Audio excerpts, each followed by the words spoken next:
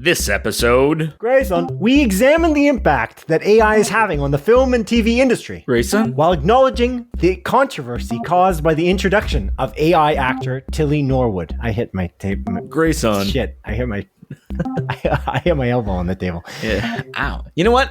I don't care you hurt your elbow. What? That's so heartless. Dude, that's you don't remember that Vine, dude? No, I've never seen that Vine. I was not into Vine that much. Also, it's your line, man. You can do this not on your line. What's that? Sorry, I don't care. You broke your elbow. Oh, it's not even the line. It's not even the thing. Are you gonna do your line? I'm sending you this. All right, just watch it. I'll watch it. No. Okay, I'm watching it. Well, no, I have no sound. It's a classic, dude. What? I've never seen this. You don't remember? Are you serious, dude? 100% go up to Don and say, I don't care you broke your elbow. And Don would understand. Because Don understands meme culture. Anyways, we review director Francis Lawrence's Hunger Games-like film, A Long Walk. But it's not like Hunger Games in the sense they kill each other. GrAySoN? They walk. And if they stop, they get fucking shot. And we discuss Warner Brothers' incredible financial success in 2025 GrAySoN? while worrying about the anti-consumerism connected to a potential merger between Warner Brothers and Paramount. GrAySoN? GrAySoN. My name is Simon Eady. And I'm GrAySoN. Welcome to Split Focus, a film and TV podcast, episode 120. GrAySoN?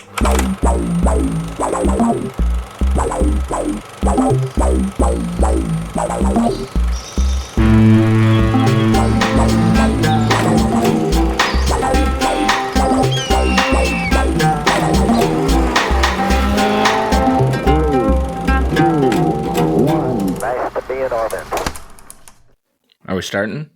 We're starting. I see that you hit the play button. The record button, not the play button. Simon, those are two different things, man. How's it going, dude? It's fine. Yeah. It's fine. Just fine? Yes, fine. I'm sorry, dude. I wish things were going better than fine for you. The only thing fine about you is that ass. Whoa. Whoa, we're starting hot. Yeah. Coming in hot. Yeah, dude. Yeah, dude. I took engagement photos today, Simon. You ever have those? Have I ever had them, like, in my possession? Like, your engagement photos? Yeah, my engagement photos. I hacked your iCloud account, so I do have access to them. That's crazy. But other than that, no, I haven't taken them personally. Like, there was no engagement photos taken of me, if that's what you're referring to. I guess, yeah, I could be referring to that as well. You know what? Let's go down that path instead. That makes a little bit more sense for the sake of this conversation. Because I had them taken today. That's nice. Yeah, it is kind of nice. Our photographer for our wedding. Yeah. Like when we signed him up to do our shoot. Right. He like did like a free like engagement photo session. Oh. So, and he's like, yeah, I recommend taking it just because then you get the vibe, how I work. And then also like, you know, you can figure out like how you're comfortable taking photos, yada, yada, yada. So we went to Elora and took some of them photos today. Elora, a small town in Ontario. Yeah, big tourist destination. Big tourist destination, Simon. Yes. It's nice. I really like Elora. It's a nice small town, good vibe there. It's very European. When you're like walking through those streets, it's European. They got a fromagerie. Right. They got bakeries that just sell bread. That's it. Whoa. Nothing else. Just a bread bakery. Yeah. And they got ice cream, which we had once we finished our photos to treat ourselves. Nice. Yeah, man. Yeah. That's delightful. What a delightful, wholesome story you just told. Thanks, man. I thought it was quite delightful as well. I know you're engaged. Have you thought about doing engagement photos? Nah, we're not doing that. No? Awkward? No. Uncomfortable? Oh, sorry, what is exactly, like, is it engagement photos as in you're like pretending you just got engaged photos? Is that what you mean? No, it's just like photos post-engagement. You're just like a photographer taking you photos. It doesn't mean like I wasn't going down on a knee like pretending I'm getting engaged. Oh, okay. I'm talking like, because we're already engaged. I've been engaged to my fiance for like a year. I know, that's what I was thinking. I was thinking you were like pretending. You're like, it was like, this is what happened months ago when we got engaged. I thought that's what your mean, what your mean was. Because what your mean was. What the hell English is that? No, what I mean was, dude, what I mean was, it makes sense. But no, it's just like, couple photos, essentially, just like fancy okay. couple photos, and then maybe a couple shots of the engagement ring involved. Our wedding, unlike yours, is going to be particularly small, like very small, like miniature, like a mouse. So it doesn't make sense for us to do engagement photos on that angle, and that we're going to take some photos during the wedding part, and that's it. So we gotta scale everything down, equally, make sure it's balanced as all things should be, Adrian. Yeah, like that one line that Thanos said in Avengers Infinity War. Oh, right. He did say that. Yeah. Strange. Look at that reference I made. Right. Cool, man. Yeah. Yeah. When are you getting married, man? We're friends, I like to think. Yeah. I share a lot about my life to you. You less so share to me. So you share things, but less so. Yeah. Should we do that here on this podcast live? We could. Are you getting married? This year. Yeah. Oh, this year. Yeah. What day? Is it the same day as my wedding and you're bailing out? It's hilarious because we chose a date, and then you literally sent us your save the date, and it was so close to the same date. It was crazy. We just had planned it out pretty well, and we're like, we know what we're doing. This is it. And then you literally sent us the save the date, and we're like, whoa, that was close. Well, is yours the 7th? So close. No, not that close. It's in December though, just like the wedding. Okay. Yeah. Cool. Family? I'll tell you just about family? It. Yeah, just family. Just immediate family. It's like 10 people in total, approximately. That's a good number. 10, maybe 11 maximum. Okay. And so very, very small. But we're also not doing a big ceremony. We're doing courthouse type situation. And then it's like you don't have to be there for that type of situation to the family there. They're like, you don't have to be here for this part because you don't have to see this. And then you need and then it's witnesses though. And witnesses, of course, at that part of it. And then we're just doing like a very fancy dinner at a restaurant. Which restaurant? In the nearby vicinity. We're actually doing it at Langdon Hall. Oh, I worked there briefly. I did worked there? Yeah. But, well, it was a co-op in high school. Oh. Grade 12 co-op. Oh, those are fun. Yeah. Yeah. So I was there. Yeah. That place, fun fact, is what convinced me I do not want to be a chef as a career. And then I reconsidered what I wanted to do for my life, went back to school for like grade 12 plus. Because I was doing this dual credit program where it was essentially your first semester of college. Yeah. At the same time as your last year of high school. Right. And part of that was the co-op at Langdon Hall. Yeah. And I fucking hated it. I was like, oh my God. Like, it's, for one, it's like quite intense in the back. It was fun. Sure. Like, there were some really good people there, but it made me like quickly realize like, oh, I just really like cooking, like for friends and family. It's like a hobby. Yeah. I hate this as a career. And like, I don't know, it was just like, yeah. To be fair, sorry, you should have continued. No. You should continue. That's really very rude of me. No, it made me, that's a fun fact that you are going to have a very nice fancy dinner at the place that made me change my career choice to something that I'm not even doing.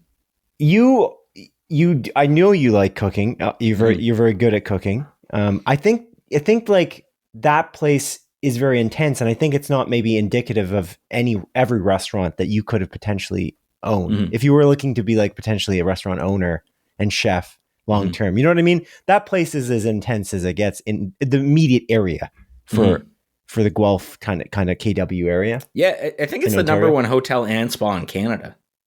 Is it? Oh wow, we went there. So it was then. My point is, if you did want to choose that as a career, like long term, like let's say like in 10 years, you're like, you know what, I'm looking for an art, something that's an art filled career choice change. Although it's risky, you could do something like cutting board or something that you could be less intense. You know what I mean? Or like a food truck this is just like the movie Chef, to bring it back to movies and TV. Sure.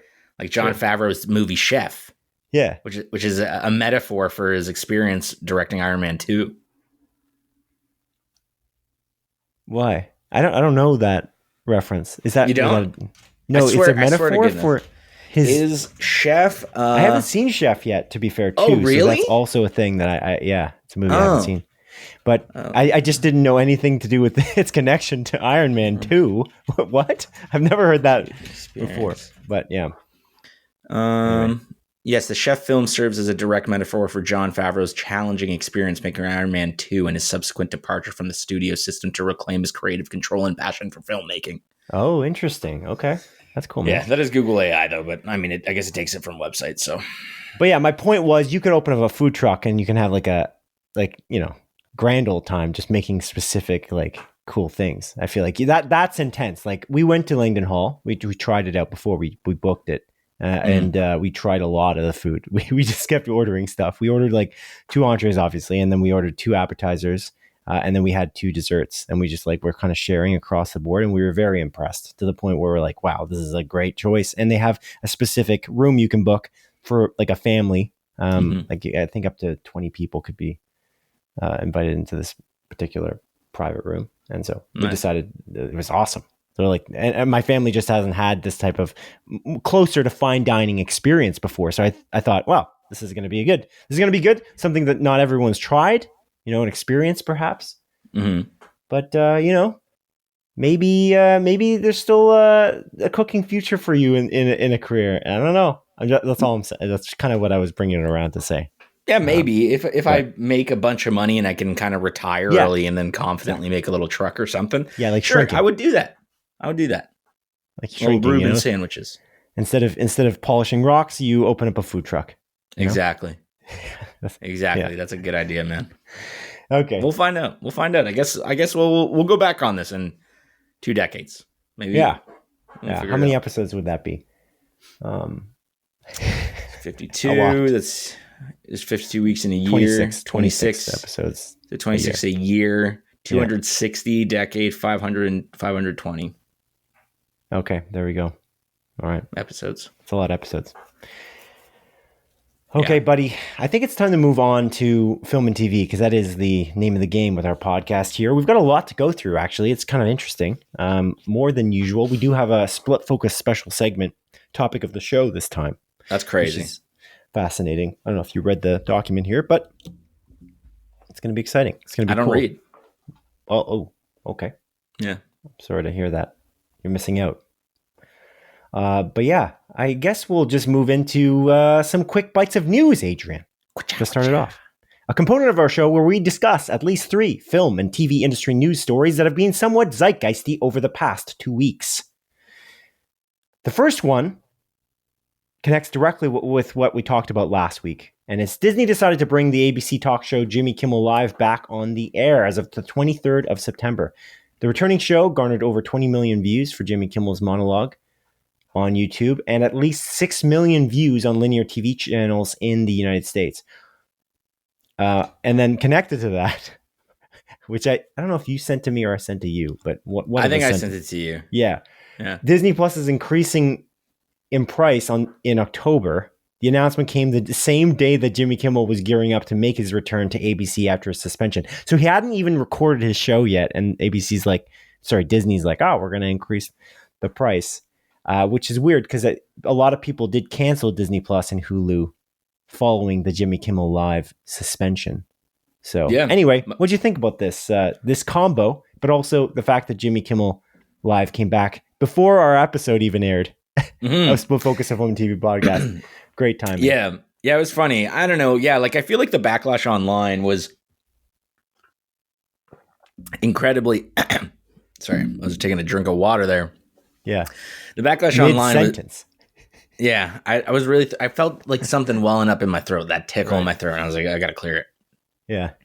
But yeah, the backlash online was palpable, right? There was a lot of people speaking out against it. I mean, we spoke about it quite extensively last episode, and clearly it was the wrong choice for Disney to do for something that was not even a joke, not even offensive, really. And then, again, we talked about politics quite a bit last week and everything like that. So I don't really want to dive into that specifically, but it's cool that he's back. But the absurdity of Disney increasing the price of Disney Plus, making it a harder buy-in now for the millions of subscribers that left the service, myself included, being kind of like, okay, well, I left it. I'm just going to not resubscribe. Yeah, sure, you brought Jimmy Kimmel back. but you also just increased the price like a pretty sizable amount. Yeah. What was the sizable amount in Canada though? Do you know what the amount was here? $4, something like that. $4 increase? Oh wow. Disney Plus increase Canada. Quite the choice. You're right. It was 11. Yeah, it went up to $18.99. Wow, it's a lot. And I think wasn't it $14.99 before? Something like that. It was like $14.99, maybe $15.99. So it went up by like $3 to $4. Yeah, which is like dude, that's a lot. It is. And the ad supported plan went up to $12. That's ridiculous for ads, you know. And that's a $3 increase because it was $8.99, maybe even $4. Maybe it was $7.99. I did the cheap plan where it was like $3 for 3 months for the ad one, just to watch Alien Earth. So pretty substantial. Yeah, the prices appear to be starting on the 21st of October. Yeah, as well. That's a lot of money, man. Yeah, dude. Crazy. So I feel like it was a fucking stupid ass move, dude. Like just. So wait, okay. I have different pricings now. There's a bunch of different websites. Okay, I'm on Mobile Syrup. Let me be accurate about this. It was $7.99. Now apparently it's $8.99. Then they had their standard. Yeah, for the ads. For their standard, which I guess is like without ads, just lower quality. It was $11.99 up to $12.99, and then premium $14.99 went up to $15.99. Where was I getting my numbers? I don't know. It doesn't matter. Google AI. We'll trust Mobile Syrup. So okay, not a crazy increase. Maybe it was like $3 in total because of the 3 tiers, and that's what Google AI thought. Who cares? Doesn't fucking matter. But yeah, I don't know. I think it's kind of silly. The timing is just so stupid. I don't know what you're thinking. You're already getting so much bad publicity. You're not going to immediately win back the people that canceled because you're just like, okay, cool. You're bringing them back. Fantastic. But you're only bringing them back because of the backlash. And now you're also increasing the price. It's just stupid. I don't understand. I'm not a businessman. I don't run a business, Simon. But I feel like as a businessman, if I was a businessman in Disney, I'd be like, we're not going to increase the price right now because we're already getting a shit ton of backlash. Why add fuel to the fire? I don't know. I think it's stupid. So you have to think that the reason why this happened is they initially planned this weeks ago, and they were going to announce it on that day, and they just never changed course. That's what I imagine had happened. Like they knew that they were going to increase the price. They knew what the date was, and they knew the date they were going to announce this. And then the Jimmy Kimmel thing was a surprise because obviously tragedy struck in like with the Charlie Kirk situation. And then Jimmy Kimmel made his comment. Then they suspended him. And then they're like, we don't need to change course. Or like it's like one hand didn't know what the other hand was doing. And then they didn't think, maybe we should postpone. The funny thing is that the reasoning that like Disney Plus had said that they had canceled or suspended Jimmy Kimmel in the first place was because we thought the timing wasn't right. With something along those lines, which is funny because now the timing is really bad to increase Disney Plus's pricing, but yet they're doing that anyway, and they didn't seem to change course. So anyway, just change course though. Like why not change course? It's not that difficult. Like you have thousands upon thousands of people working at the company. Send one big email and say, hey, we're not going to put out this statement. You had 5 or 6 days to change course. Let's just hold off on the price increase by a couple months. I don't know. Maybe they had to appease shareholders, whatever. But it's like, I don't know, the dollar increase or however many dollar increase is not going to save you from the millions of subscribers that left.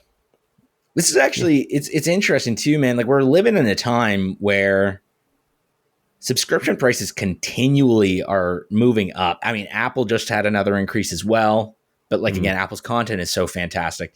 But most notably, this is in the gaming space. Microsoft, Xbox, they increased the price of their Xbox Game Pass by a whopping 50%, something crazy, right? In the States, I think it went up from $20 a month to $30 a month. For Ultimate specifically, yes. Yeah, for Ultimate specifically. But they increased the price of their other plans as well, not as drastically.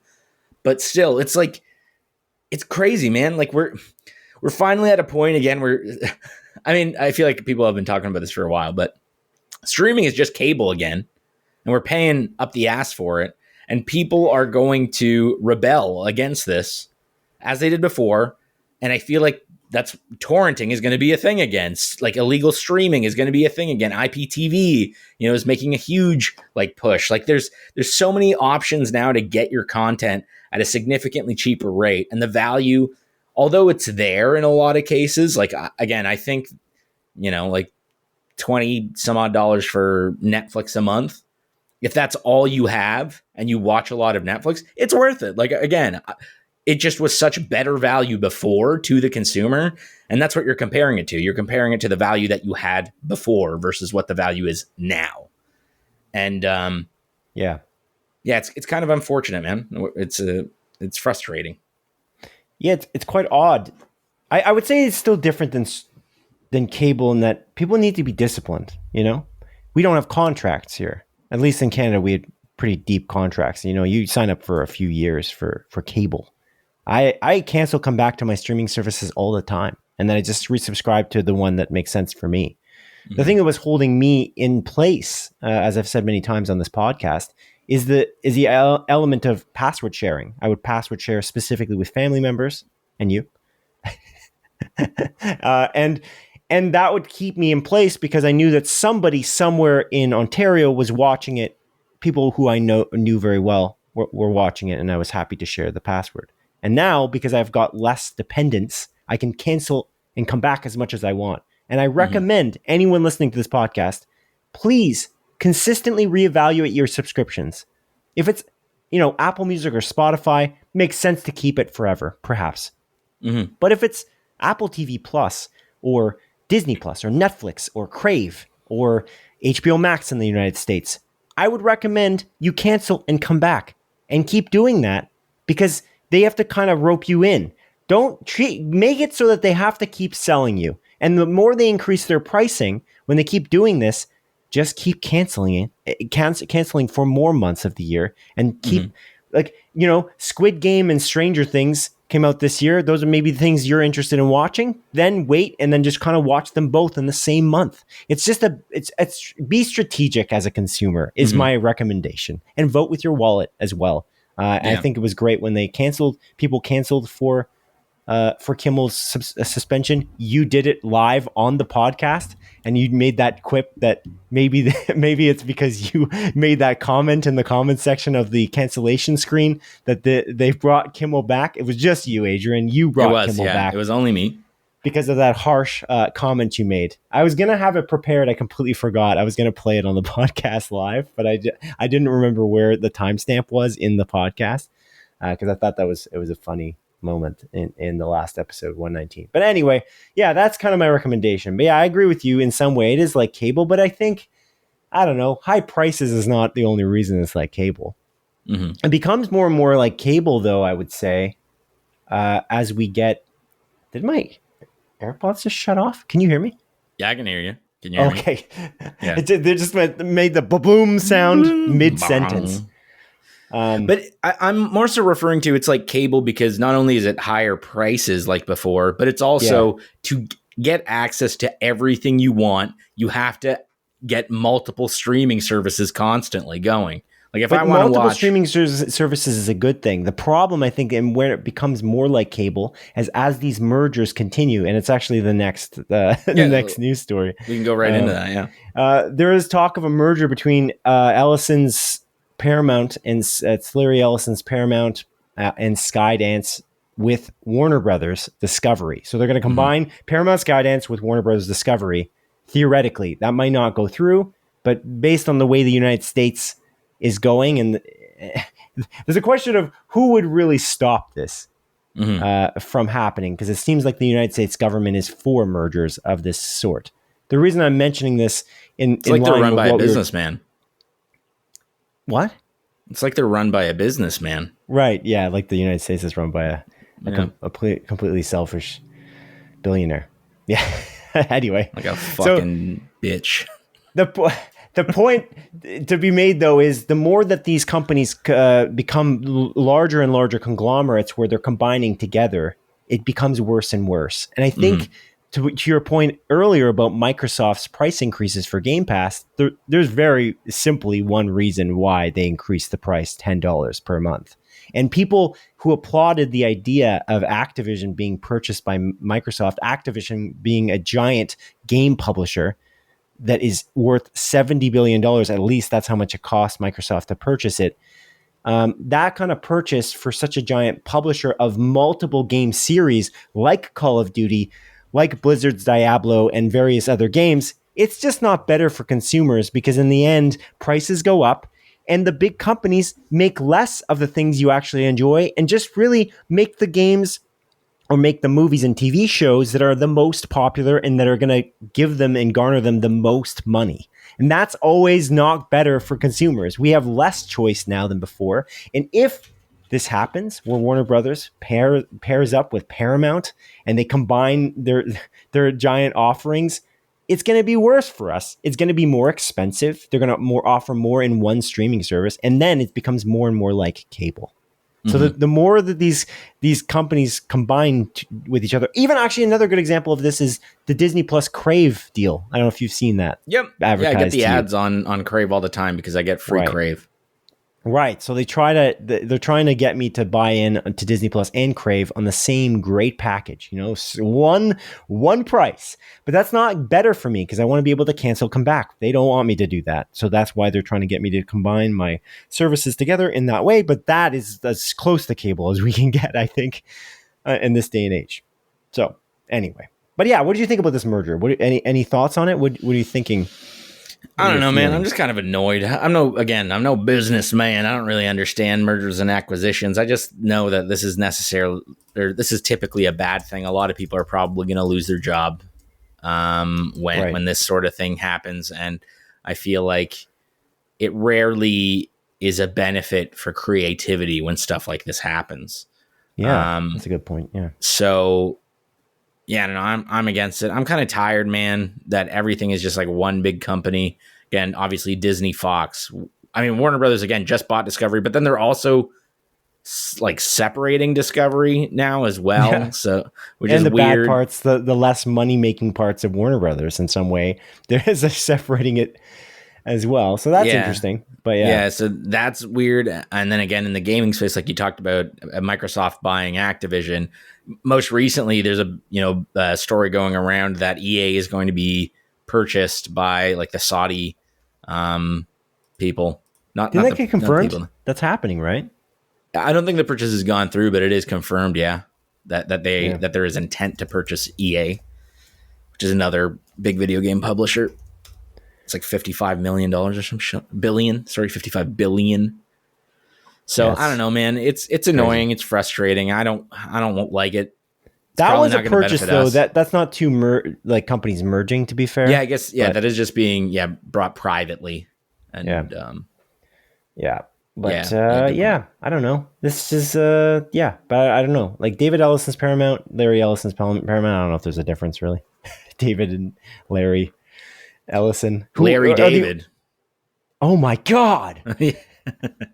That's why they're buying Warner Brothers. Yeah. Curb Your Enthusiasm's on HBO. Exactly. HBO is owned by Warner Brothers. Oh my God. The Illuminati is real, Adrian. Yeah, we found a conspiracy.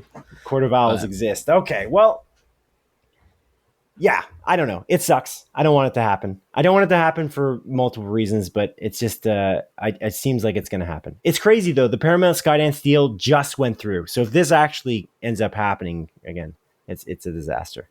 It will be bad. It's not going to be fun. Again, more smaller companies is just better for the United States, just in general, I think. Yeah. I think we can agree on that. But yeah, okay. All right. Moving on. Speaking of Warner Brothers, Adrian. According to publication Deadline, Warner Brothers is the first movie studio of 2025 to cross the $4 billion mark at the box office. This is the first time that they have done so since 2019 before COVID. Disney is likely to also cross $4 billion by the time Avatar 3 premieres in December. Cool. Any thoughts on this? No, I mean, like, I guess it's pretty neat. $4 billion. It's cool because, like, it's not like Warner Brothers. Like, Warner Brothers has been releasing some really cool movies this year, like Sinners being a big one. Again, we both really love Superman. Yeah, it's a very well-rounded release. So it's kind of cool that these movies that I think traditionally wouldn't be like the focal point of like or focus of being, you know, blockbuster movies are making a shit ton of money and people are really liking it. Well, they are releasing blockbuster movies. Well, that's that as well. It's the balance of everything that they're launching. Yeah. It's one battle after another. It's Minecraft. It's Superman. And then it's Sinners.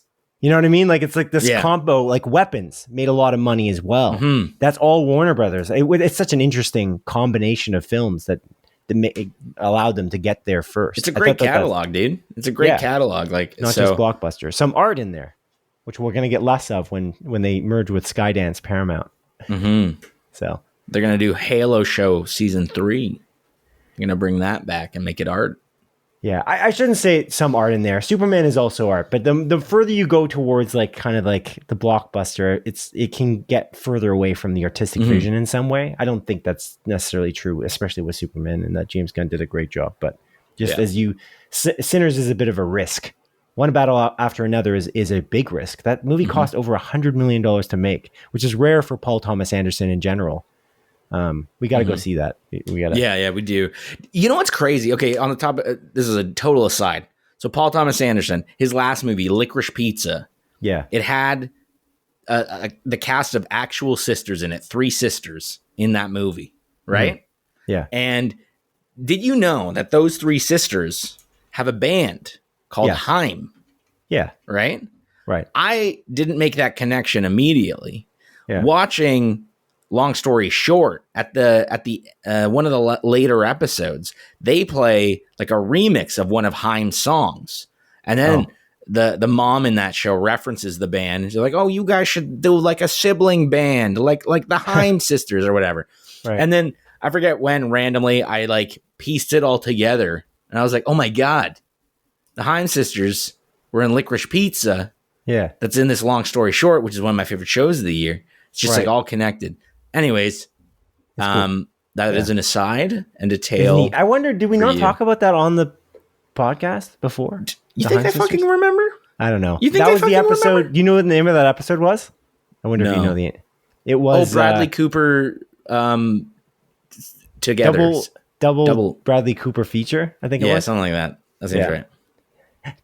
Yeah, because we saw the Guillermo del Toro film Midnight Alley. No, not Midnight Alley. That's right. Nightmare Alley. That's also right. That's actually more right than your previous statement. But yeah, that is cool. You're right. I agree. But where was I? I don't remember. Saying? Disney. It's cool. Disney's gonna make it for sure. They're gonna make it because of Avatar 3. That everyone loves Avatar 3. There's also Zootopia. Oh yeah. Too bad. What? Why too bad? I don't know. You don't want them to make it? I probably just won't go to the theaters to watch it. Oh. I didn't even watch Inside Out 2 yet. I should have watched Inside Out 2. Are you saying because you're like still rooting against them because of the cancellation of Jimmy Kimmel, or you just... I just want to root against every like corporation going forward. That's gonna be tough. That's gonna be tough, dude. I know. You know when this I don't know if I said this last episode, but when Disney canceled Kimmel, suspended him, I was really quite worried because I was gonna pretty much not go to see any Disney thing for the rest of the year. But then there was one specific thing that was like, I do gonna have to go see this, and it's the Will Arnett movie. Oh. Because it's Fox Searchlight. Because they own Fox. Again, because they own everything. They all own everything. They need to separate, but they're never going to do that. Especially not with this president. For the next 4 years, it's Merger City, I'm sure. Speaking of Bradley Cooper.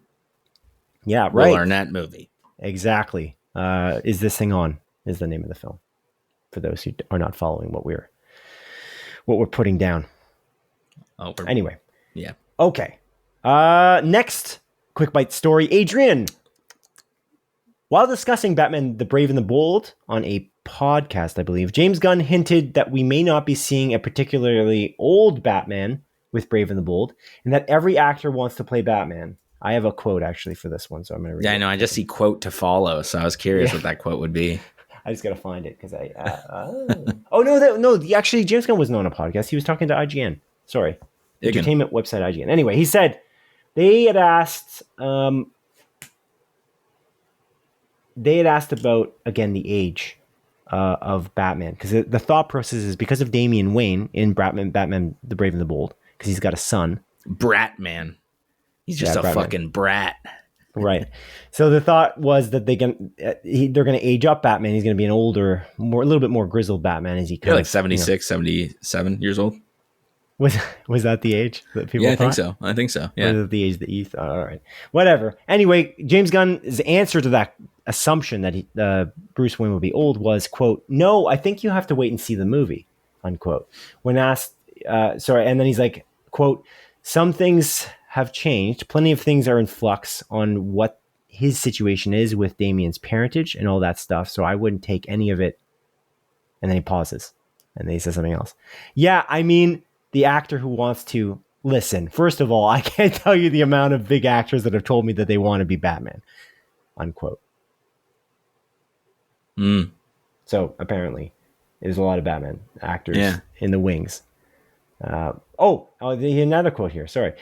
Quote, "I think you'd have a tough time finding actors who don't want to be Batman. He's the one character everyone wants to play. That's the truth," unquote. Yeah. He always gives little snippets in every interview, eh? He's like no media training or something. He just goes in. He's an artist. It makes perfect sense. He just goes in to a random podcast and he just like little snippet here. And he's like, well, how much do I want to reveal? And then another snippet here. It's kind of cool. But yeah, I always thought that definitely this Batman, Bruce Wayne, would be older. And it seems like that's not the case. He's 76, 77. Yeah. I don't think Damian Wayne's his son. I think that's what he's insinuating. But yeah, is it going to be like more of an adoptive son situation? Yeah, he's going to adopt his son, kind of like a Dick GrAySoN. Oh, yeah, right. Yeah, maybe it is Dick Grayson. Maybe they're not even doing Damian Wayne anymore. Yeah, maybe they're getting punny with GrAySoN. Yeah, GrAySoN. Yeah. Dick. Yeah, that's so stupid. Okay. Oh, goodness gracious. Okay. Yeah, anyway, I don't know. That's interesting. It's also interesting. It seems like, based on what he said when he paused here, it seems like he picked an actor. Did you catch that? Yeah. I mean, the actor who wants to listen. First of all, I can't tell you the amount of big actors that have told me they want to play Batman. What's that pause thing? I don't know. I have to go back in the actual video and watch it if there is one. Yeah. But it's something about that strikes me as, does he have an actor in mind, or does he have who wants to? Like, he's got. It's the actor who wants to is irrelevant because he starts to say that there's so many actors who are interested. So why even mention the actor who wants to? As in, we're in a deal. We're negotiating now. That's what I think is happening. We're in talks with somebody, but we haven't quite sussed it out. It could be anybody still, but that's the interpretation I got from it. But I don't know. We'll see. We will see. But that makes sense that everyone wants to be Batman. Except for probably, what's that dude's name who didn't want to play Superman because it was too dark? That was the most hilarious thing. And the Superman movie is literally one of the lightest superhero movies in modern history. Yeah, I have no idea. It's all about kindness. No, the dude from, Jacob Elordi. I can't respect that guy. Actually, when he's in something, I don't want to watch it. And I feel like it's a bad bias I have because he's pretty good.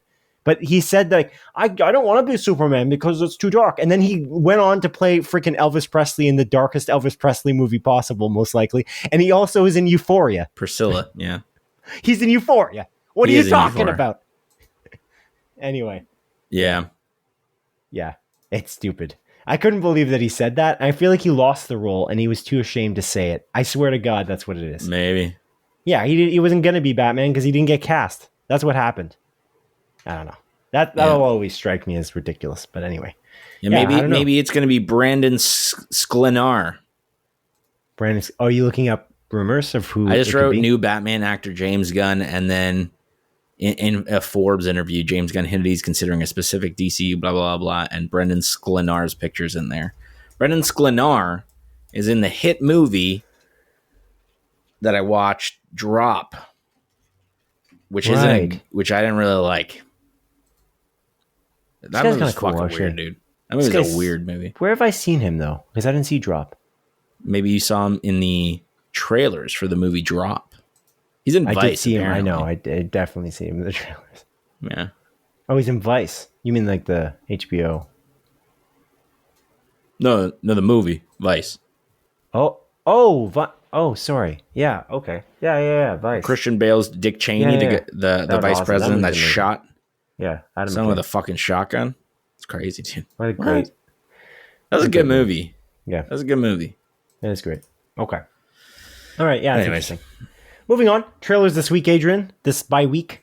Anything stand out to you? I'll name a few here, and then you can let me know if there's anything that I missed or if there's something you want to talk about in this list. But you sent me the trailer for Death Stranding Mosquito. There's also the Robin Hood MGM Plus TV Mosquito. series. There's the Greenland, the Migration trailer. Mm-hmm. There's the Astronaut. There's Welcome to Derry, the HBO series About a prequel milk to It. company. Yeah, Derry, Derry, Adrian. Yeah. But yeah, and Maggie Gyllenhaal's The Bride, Big which milk. is neat because The Bride's coming out about The Bride of Frankenstein simultaneously, pretty much like right around when Guillermo del Toro's Frankenstein movie's coming out, which seems to with happen Jacob all the time in Elordi, Hollywood. your favorite actor, Jacob Yeah, I know. Elordi's in that movie. I know it is. Yeah, I'll probably watch The Bride instead. Sorry, Guillermo, you picked the wrong Guillermo. guy. Yeah. Anyway, no, I'm kidding. I'll probably see the Frankenstein movie. But yeah, anything stand out to you? There were Anything things that stuck out to me, Simon. That right. Death Stranding Mosquito trailer is really cool. So it's an anime project based within the Death Stranding video game universe, but it's Yes. telling a different tale. Yep. The trailer itself kind of vague. Doesn't have any dialogue at all, actually. But Yeah. it's this really cool like animation style with this like cool just kind of action fight scene. I'm vibing with it. I don't know what the hell it's going to be. I'm going to watch this though. I'm going to watch this for sure. I really like that animation style. It's like, it's just beautifully drawn animation. Like, I don't know. It kind of reminds me of like, you know, like the old animation where where you do like little drawings on a piece of paper and then you with the paper. You know what I'm talking about? Like a flip. You know what I'm talking about? Like when you go like this, Like a you like flip make a drawing and you go, you know? Yeah, a flip book. Am I not saying it? Can you hear me? I couldn't hear you. I couldn't hear you say flip book. So yeah, the flip book thing. Just drawn very well. So that was really cool and neat. Yeah, I like how you're doing a visual aid for the audience who can't see you. You know, It this was is an an audio audio. Yeah, It was an audio Ow. aid so you could hear the page. You Oh, can not I hear the see. pages All go. right. Yeah, maybe a little bit. Yeah. Okay. Yeah, that looks cool. Yeah, this. Are you excited for such a thing? Yeah, I am. Looks great. Nice, man. Nice. Did they say where it's going to be? Sorry, did I miss that? No, like country wise, I was trying to determine where it was going to be, country wise. What do you mean country wise? Sorry, Like I don't even know what you're where referencing. this show is taking place. No, I assumed it would. Oh, right, because there's so many different nations. No, that's not what I'm talking about. Do you know what's going to stream? Where is it going to be to watch? Where can we watch it? I have no idea. Yeah. Where is it going to be? Probably, I would guess. Yeah, it's a good question, actually. Where would it take place? Because the games take place in U.S., Australia, and Mexico, so they could be. Yeah. Yeah. Maybe Canada. Is it going to be a sequel? I honestly don't know. Because one of the characters in it is very from the game. Right? It is? It's Sam Porter Bridges, right? No, it's not. He undoes his who is that then? He's just some other porter. He just so happens to have the exact same hairstyle as Sam Porter Bridges, and his face looks like Sam Porter Bridges. It doesn't look. Are you sure? What? I'm not sure. I didn't think that was Sam I'm Porter not Bridges. sure now than I was going into this, but I thought that was him.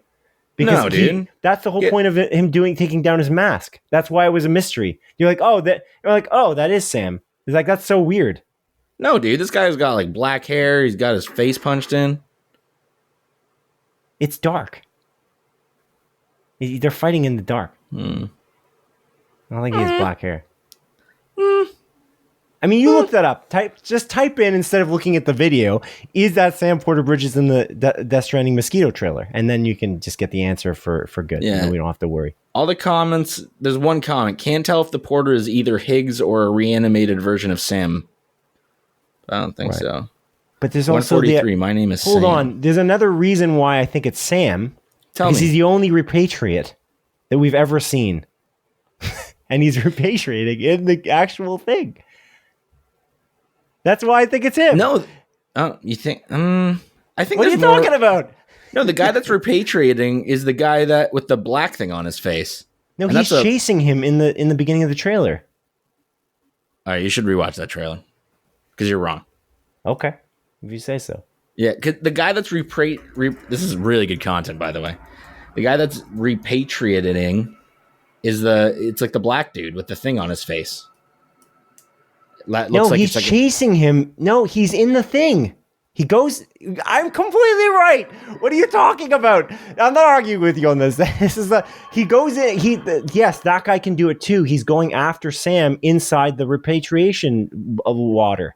You see, you know what I'm talking about, right? Like, I'm not crazy. You just kind of gaslit me a little bit. I was like, what are you talking about? I distinctly remember this trailer. I just watched it.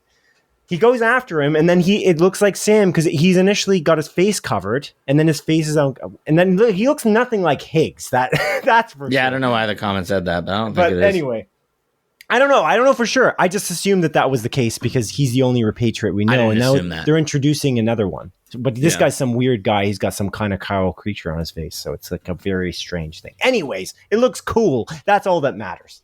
It's a mystery, and that's what Kojima does well. He does the mystery. I love Kojima's like, I don't know if we talked about this before, but I like this idea of how much he does exposition in a very heavy-handed way, and then he doesn't do it at all in the other way. He builds mystery so subtly at some points, and then after that, at some other points, he like over-explains it.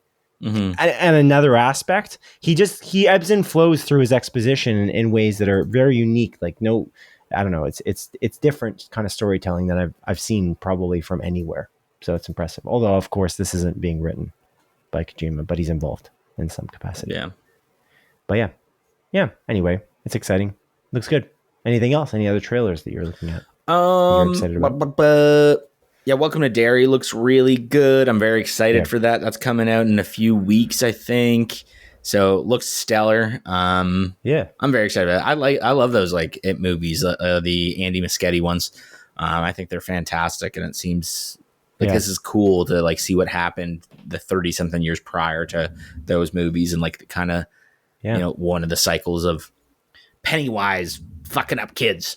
And then I watched the Greenland, the Migration trailer. I kind of like this. I think this is a cool idea because it's like a sequel to a disaster movie that honestly is pretty damn good. It's a good movie. Yeah, I enjoyed it. It was actually like a really good disaster movie. And you never get a sequel to like, this like a traditional disaster movie. Right. And it's a sequel set in that universe. Like, okay, how's everyone dealing with it now that the disaster happened? This one's one we talked about, I think, too, the sequel. We talked about it like years ago. But it took a long time to get off the ground. Because Greenland came out a long time ago. Wasn't it like 2 years ago? Pre-COVID. Yeah. Oh, it was pre-COVID? I thought so, no? I thought it was post-COVID, but like right after COVID. Like it was like one of those movies that they kind of held back a little bit, and then they... 2020. Okay. Came out 2020. So during COVID, just right in the beginning. Yeah. Yeah. So... Yeah. July of 2020. So I guess during COVID. Yeah. So yeah, quite a ways away. But yeah, it's cool. I'm into this. I'll probably watch it. Why the hell not? Yeah. Robin Hood I don't care about. Yeah. That's fair. Yeah, Robin Hood I just don't care about. I don't even think I watched the trailer. I don't give a fuck about Robin Hood, dude. Really? I don't give a You just fuck. don't like... Really? Okay. Yeah, I liked the Disney one when I was a kid with the fox. Okay. And which other one did you see that you didn't like? I don't know. I don't think I watched any other ones. I just don't care. I just don't care, dude. Okay. I don't give a fuck about it, man. Alrighty. I don't care about Robin Hood, okay, man. You care about Robin Hood? Moving on. What do you care about? Nothing else. I just don't. Oh man, this is another week in which I don't know what MGM Plus is. I'm gonna look it up right now live. I can't. Do you know what? Do you know what Mubi is? MUBI. No, there's a Mubi and a Tubi. I knew Tubi. There is a Mubi. There is a movie. Oh, and no, the reason I know there is a Mubi, Simon, is because Cooper Raiff, the director and writer of Cha Cha Real Smooth, a movie that I really, really love. Yes. starring Which is on Dakota Apple TV. Johnson. Yeah. Yeah, it is on Apple TV. Just came out with a show called Hal and Harper that he wrote and directed. It stars himself, Lily Reinhart. I know she's in it. I think even Mark Ruffalo or something. I don't know. Doesn't really matter. I think Mark Ruffalo. Yeah. And it's this like really interesting premise. So what the premise is of this show called Hal and Harper is it's a plot following two siblings and their single dad who's making them grow up too fast because his single dad is getting married again. With that in mind, the 7-year-old and 9-year-old characters would be cast by with adult actors. So like Lily Reinhart and Cooper Raiff are playing like a 7 and a 9-year-old kid in the movie or in the show. I'm like, oh man, that seems so cool. What streaming service is it on? It's on fucking Mubi, M-U-B-I. I'm like, I don't even know what that is, dude. I then looked into it a little bit more. It is available on CBC Gem at the very least, which you can technically watch for free, which is nice. Isn't Mubi ad based as well? So it's the same. I have no idea, dude. I don't know what Mubi is. I read it and I was like, what? I'm not going to look into this. You want me to look into this? Mubi. Sure. Watch and discover movies. It's a British streaming platform. MGM Plus plans start at $7.99 ad free. It's an ad streaming service with MGM content, but it's also owned by Amazon. So they opened up another streaming service, even though they own Amazon Prime Video. I don't understand why this exists. Huh. Yeah. This was formerly Epix. What the hell is Epix? I've never even heard of that. Dude, there's like 50 streaming services. It's crazy. Yeah. And like, on one hand, I kind of want them to consolidate the streaming services, but on the other hand, I really don't, as we discussed earlier. So it's like consolidate the ones that aren't prominent. Consolidate Mubi with Tubi. Consolidate those. Don't fucking consolidate. I don't think those companies are related. They're not. Which is stupid, because why would you both call your streaming service something so similar? I guess, but anyway. I don't know. Yeah, it's just too. It's just too much, man. It's just too much. It's a lot. It's a lot. Yeah. I want to watch that. Sorry. Go ahead. No. Go on. I want to watch that Lily Reinhart movie that we talked about. That American Sweatshop movie. Yeah. It's already out digitally. I don't Isn't remember it it coming really badly. No, it's 79 on Rotten Tomatoes. Oh, I thought I saw it at like below 60. Okay. That's cool. That's 79 good. On Rotten Tomatoes. That's good. 69 audience score. I don't really care that much. I just want to watch it. Sweet, man. All right. But anyways. Okay, cool. Any other trailers you want to talk about before we move on to what we've been watching this bye week? Damn, dude. We're already going there? Yes, sir. Okay. Are you ready? Yeah. Okay. I just one last thing before we move on. The Bride trailer does look really good. I don't watch it.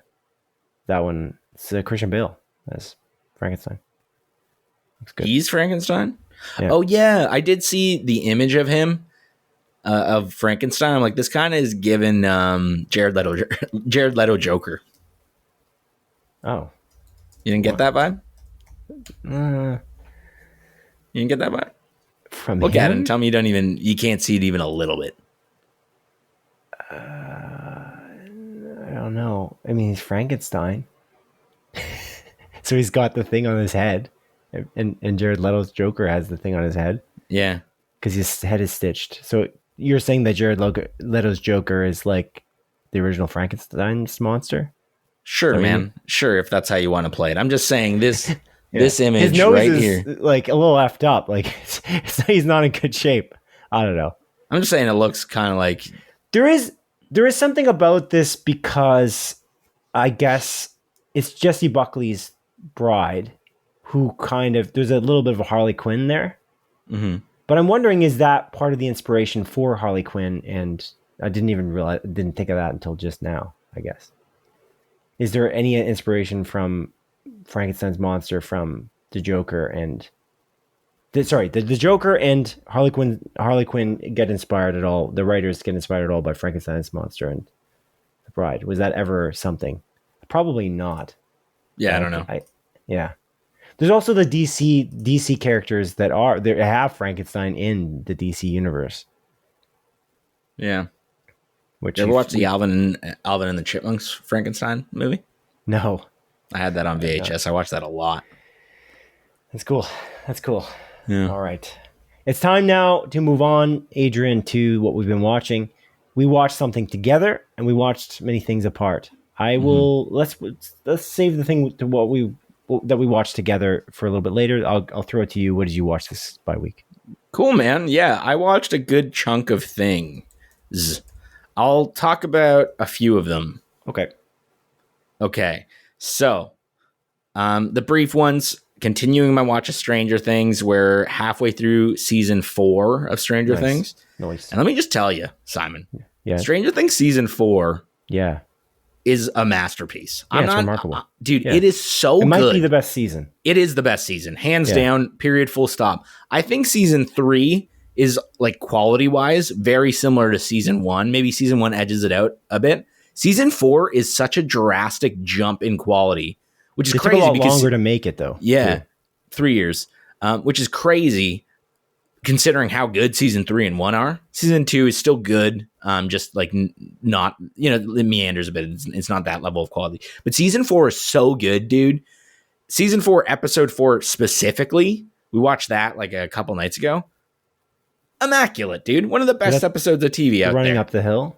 Exactly. Yeah, okay. Yeah, that one. It gets me emotional. Like, I was like sitting there, I was like tearing up. I know what's happening. I know the outcome. Doesn't matter. Still hits me in the feels. Still gets my eyes welling up. It's beautiful, man. What a good show. Yeah. I am so stoked for season 5. Like, genuinely. I went from like, I like season, I like Stranger Things. I was just going to say that. I'm like, you are not this hyped about Stranger Things. And I think we just talked about it for like, I think it was on the Netflix episode. We were talking about what Netflix is coming, what they have coming down the pipe this year. And we were talking about Stranger Things, and you're like, yeah, Stranger Things, yeah. And then we were talking about like how they're separating their seasons or whatever. And like, it's fine. Why are they doing that? It is annoying. Like, I don't like how it is separated, but yeah. But it's just funny. It's like you kind of went full. Yeah, dude. I forgot how good it was. Full I always hype. remember being like, it's a really good show. And that's like every time I thought about it, like, yeah, Stranger Things is great. Like, it's good. It's really good. You're like, I'm rewatching season 4. I'm like, no, this is fucking top tier TV, man. It's a masterpiece. It's so everyone good. was talking about it. Season 4 specifically. Everyone was talking about season 1 as well. Mm-hmm. But I feel like season 1 is excellent because it was new at the time. It was excellent. Yeah. And then season 2 is a downhill drop, in my opinion. And then season 3 was back to back to basics, but cool again, vibe, creative. Cool aesthetic, the mall, everything about it. Time jumped a little bit. The kids were a little older. There's like the outfits were cooler. They're really neat. The mall. It's not even that big of a time jump. It's a 1 year time jump. Like not even a full year. Oh, okay. It's not even They're a full just year. more mature, I guess. They're just dealing with different things. But that was really cool. And then, and then they go to season 4, and the way that they do the concurrent storylines and they crisscross the storylines is so brilliant. It's so well done. They do that in every season, but it's like, but this is particularly great. Mm-hmm. Yeah. Because characters are fully separated for a lot of it. Like they don't really crisscross as easily in this season, from my remembering. But because typically like seasons 1 through 3, there's multiple storylines all going on in Hawkins, and they're like figuring things out within the same city but apart from each other. But this one kind of takes it international and like citywide. Cool. And it's so fucking good. I'm loving it. I'm so excited about watching. I can't wait for season 5. And it made me kind of think a little bit about the Duffer Brothers and how they created something this stellar, a wholly original idea, but this is really all they've done. Mm. And I'm curious, like, can you create something again like this and make it this good? That's and just different. That's not a spin-off. Exactly. That is different because they signed the deal with Paramount, if I recall correctly. Yeah. That's where they're switching over to. They're still going to support Netflix and creating spinoffs within the Stranger Things universe. But it kind of reminded me of like Benioff and Weiss, like the Game of Thrones guy. I was just going to say that if you didn't bring it up. That's exactly what I think. They only made one big thing of prominence, those two guys, for Game of Thrones. And then they kind of made a deal. And I was about to say, like, well, maybe the Duffer Brothers won't be with Paramount. Mm-hmm. Just negotiating. Because Benioff and Weiss, they had a deal to do, it was called like the Confederate or Confederacy. which was with HBO. And then they had a deal with Disney. Yeah, no, I'm getting there. Oh, I'm telling the tale. I'm setting the scene, right? Yeah, the Confederacy never got off the ground at all, though, I think. No, I think they just had like a trailer, like a proof of concept trailer sort of thing, if I recall correctly, which was this, what would happen if the Confederacy won in the States? Cool alternate history thing. That was kind of their next project. Yeah. Then they got picked up by Disney to make Star Wars, which never came off the ground, never happened. And then went went to Netflix and did this 3-Body Problem show, which I think you said the writing's not great. I heard relatively good things about it, but nowhere near of the prominence or quality of what Game of Thrones, especially those first, 4 or 5 seasons were. So you might like it. I might be just wrong. Because I think that the alien they don't make logical decisions. I was thinking about it recently. I was driving somewhere far for work, and I was just thinking about why didn't I like that? Because I'm like, was I too hard on it? But there were so many issues from my remembering that I just I don't know. I can't remember exactly. But I'm gonna watch season 2. I found the alien to be making, there's like an alien entity, and they make weird choices that I'm like, I don't think they would make these choices because there's supposed to be this entity that's incredibly terrifying because of their intelligence. That was the whole idea. But it felt like it was.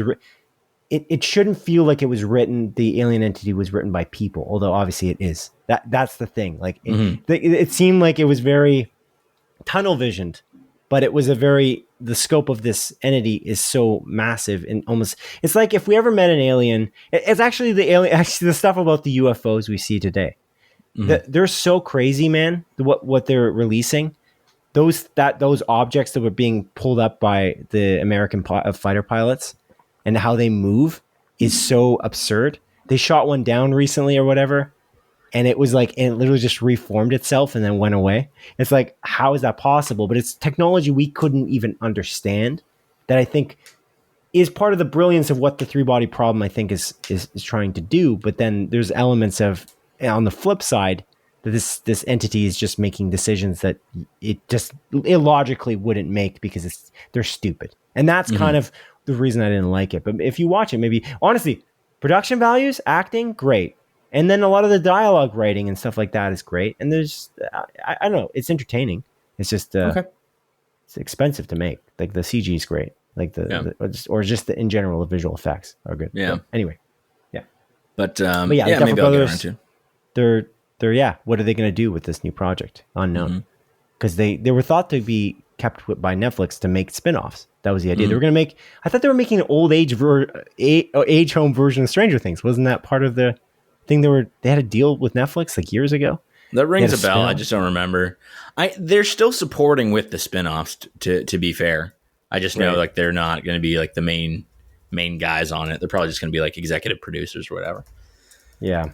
Consultants. But yeah, season 4, immaculate, dude. So good. And I love how much more horror season 4 is. They kind of upped the horror, but I feel like the show matured with its audience in a way with season 4. And it's it's 7 years later. Maybe you were watching this as a teenager and now you're in your 20s, or early 20s to late 20s, whatever, 30s. It doesn't matter. And it's just the horror elements are crazy. There's some genuinely terrifying moments in it. And the brutality of the deaths are fucking nuts, man. It's so good, dude. I love it. So I'm very excited to keep going. The one thing that I did pick up on as well, because I'm watching obviously Stranger Things quite consistently, kind of back to back. It's interesting what they do with Mike's character specifically. Mike being one of the 4 main kids at the start of the show, how he's honestly quite intelligent in the first season, and I feel with season 2 specifically, they make him almost the dumb kid. He had his head somewhere when he was running away. And it's he kind of regresses in his intelligence. And even in season 3, it's I guess it's oh, he's kind of girl crazy or whatever. And so it's oh, his puberty is making him think kind of stupid.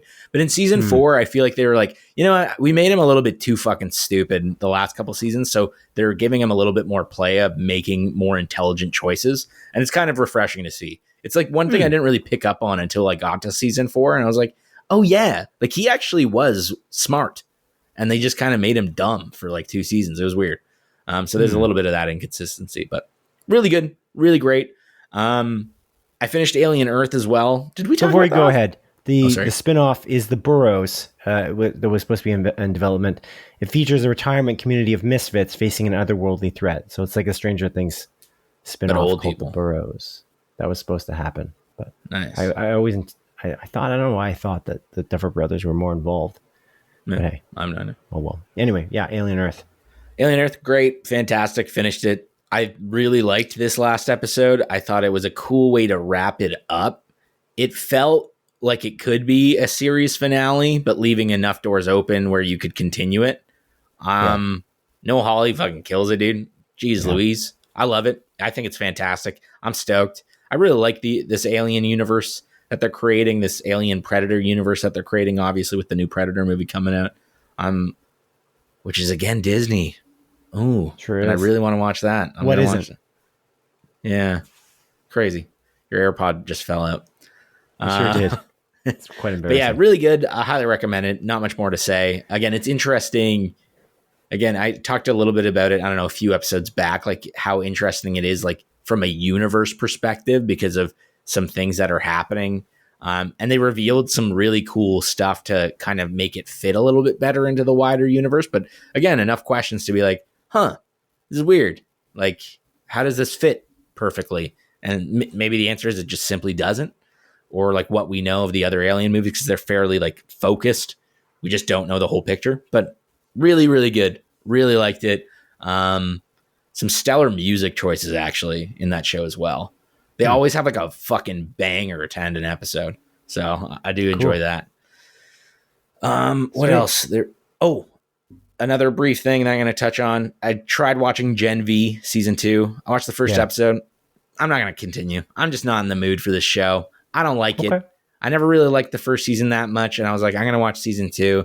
I watched the first episode of season 2, and I am just not in the fucking headspace to deal with a parody of what is going on in the United States when the parody is less absurd than what's actually happening.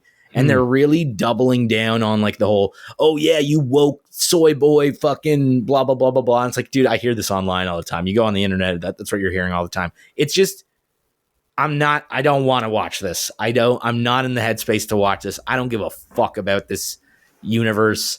There's like like it takes place technically after The Boys season 4, and there's like a tie-in piece with it.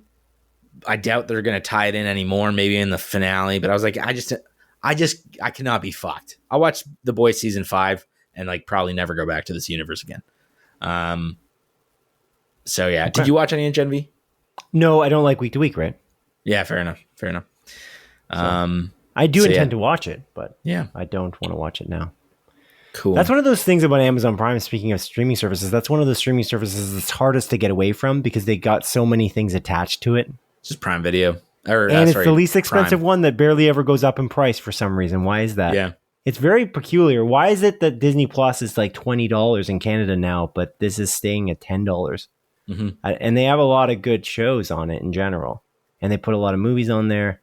I don't really get it. Like, how do they afford that exactly? Yeah, they got every season of the Vampire Diaries on there, man. Still watching that technically. Right, we're on season 6. That show, cool. It's wacky, dude. It's fun. It's wacky though. Yeah, so it's got that CW charm. Everything always has to go back to the status quo sort of thing, and it's the writer's room is like, oh, what if we did this crazy thing? What if we did this crazy thing? They kill off every fucking character in that show as well, multiple times, bring them back. It's silly, dude. Is it good though? Probably not, but it's enjoyable. I'm enjoying it. I'm having a good time. Why the hell not? Jeremy, the character Jeremy in that show? Yeah. Fuck Jeremy. He sucks. He's the worst. Hate Jeremy. He's like Stephen McQueen's like great grandson or something like that. And the way he talks, my name's Jeremy. He's so out of place. He's annoying. He's a bad actor. Fuck that guy. Whoa, that's harsh. Yeah.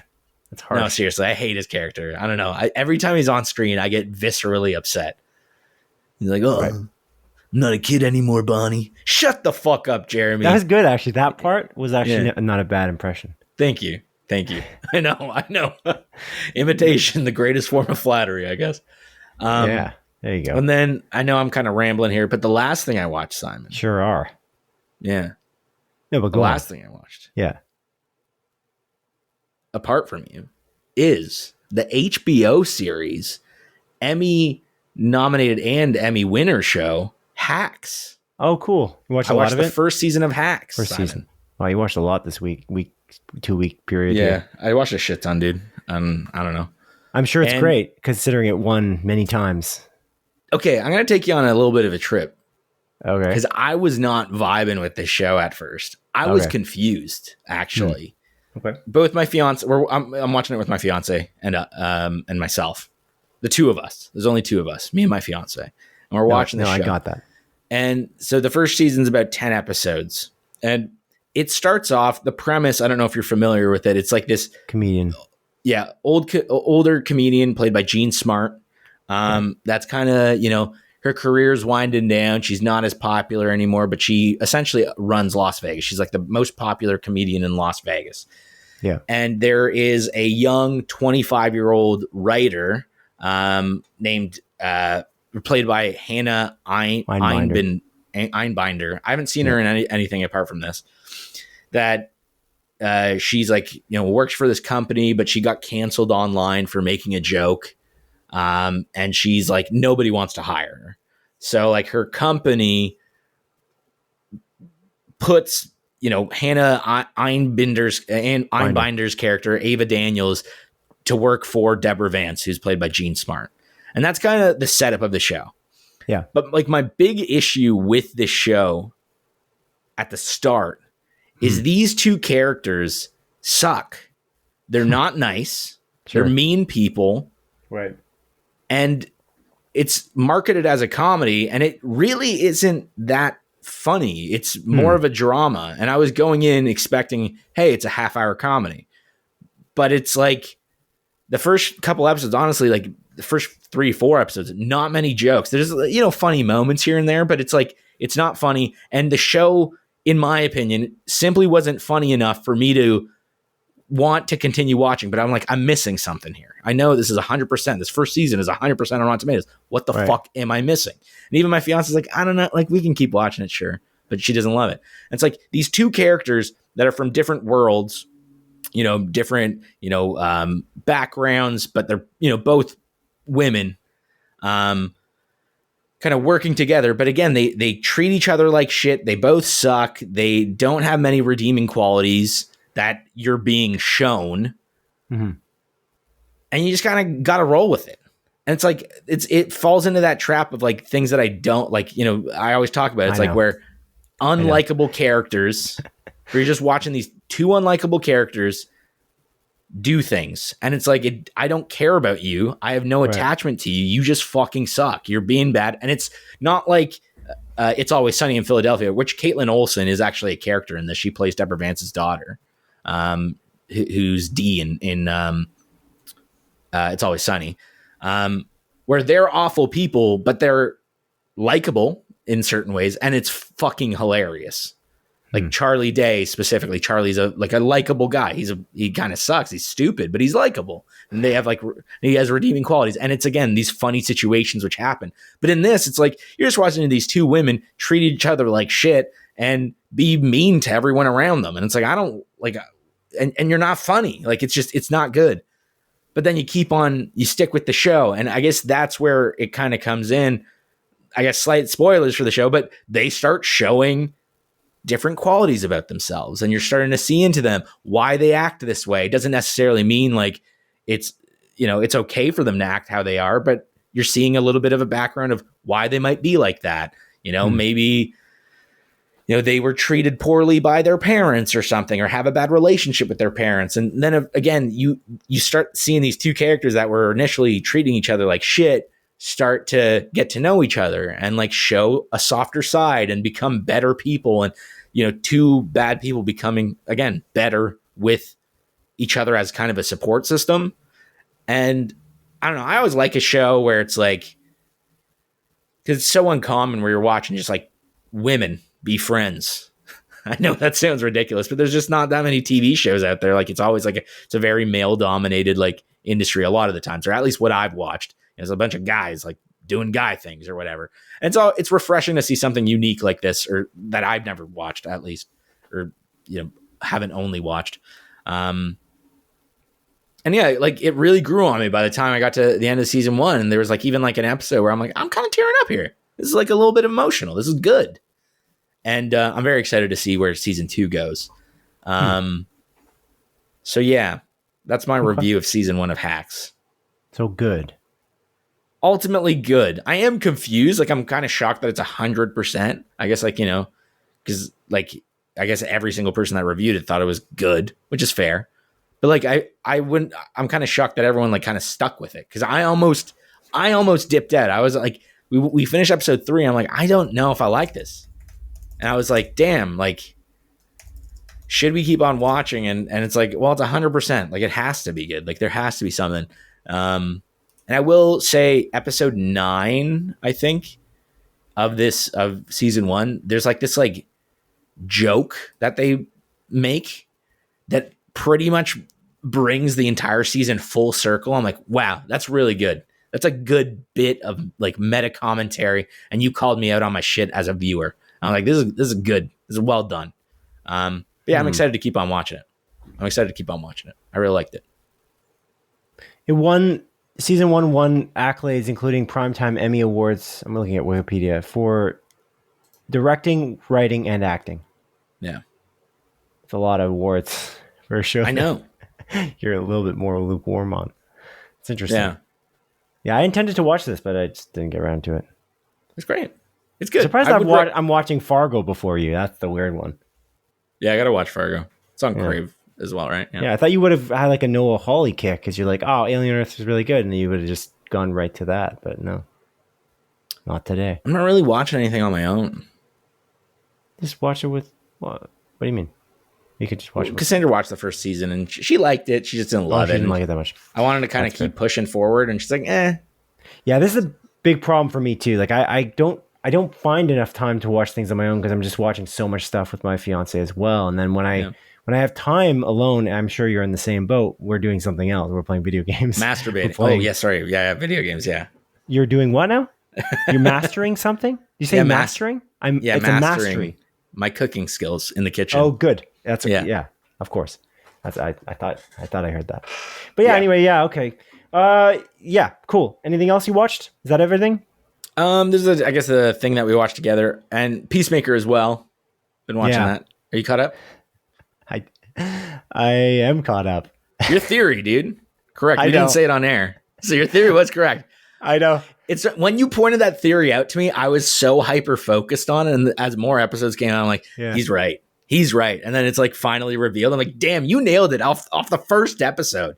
Yeah. It's cool. Like I didn't, this is one of those things that was as well. It's kind of nice to not look at, reviews too much before things come out, I guess, especially TV shows, just because they can kind of spoil it. Like they can maybe predict it before you do. It was nice because I actually predicted this on my own. I'm sure the internet was buzzing with the same prediction. There's no doubt, but it was cool. And then the way they revealed it, I think is amazing. I just think that the whole thing, the whole reveal, and the time they took to do the reveal. Peacemaker in general is really good. That last episode 7, is really exciting and very well done. And there's a moment in it that was genuinely shocking to the point where my fiance was literally like, "Oh my God, are you kidding me?" She literally said that out loud, which I thought was there's the moment where like a character is talking and then there's a guy in the window. And I was like, "Oh no, it's just so good though. So good." That was like a moment that I was like, oh wow, this guy, this guy who's talking inside the building. Yeah. Like, I didn't predict this. This is actually something I didn't predict. I thought it was they subverted expectations, even though I kind of predicted something that main plot point that we talked about, like way back in the first episode. This part I hadn't predicted. I was like, oh wow, James Gunn, you did a great job. What good writing.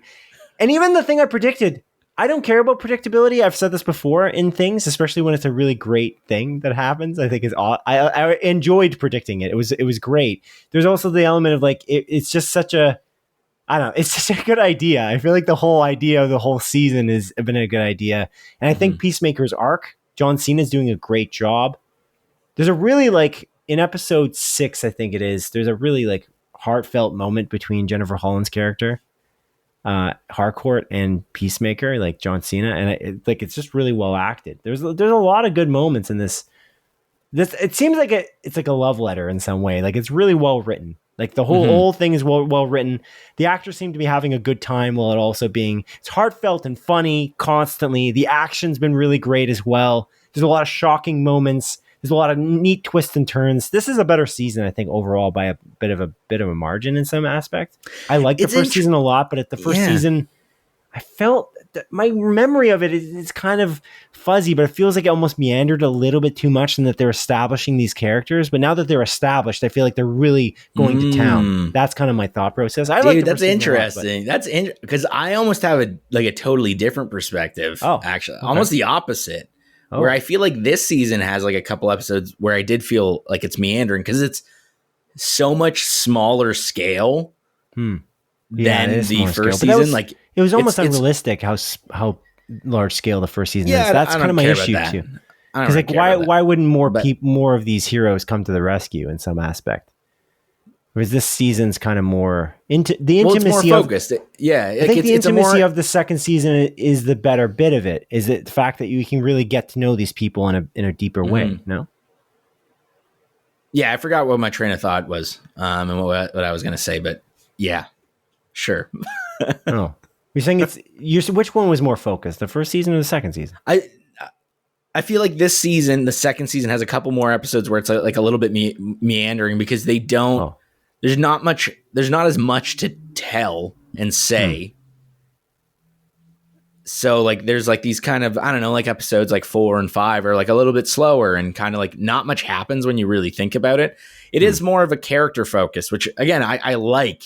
Yeah. But I think again, the scale of season 1, there was always something happening. There was always like the next beat. Whereas like this one, it's a slower burn. And it's, again, more focused on the characters as opposed to the overarching story. Whereas I think the first season was a larger story happening with the characters kind of going about it. So, yeah, I don't know. It's interesting. But it's good. I still really like it. I feel like I got to rewatch the first season to be able to like discern which one I liked more. But I do really love this season. I think it's great. I love them both. Yeah, I just like this one a little better because I like the intimate nature of it. And I think there's more room for silly comedy because it's less grand in some way. Also, Tim Meadows is in this, and he's fantastic. He's really good, yeah. He's the funniest character, man. Tim Meadows is a gem. I really like Frank Grillo, too.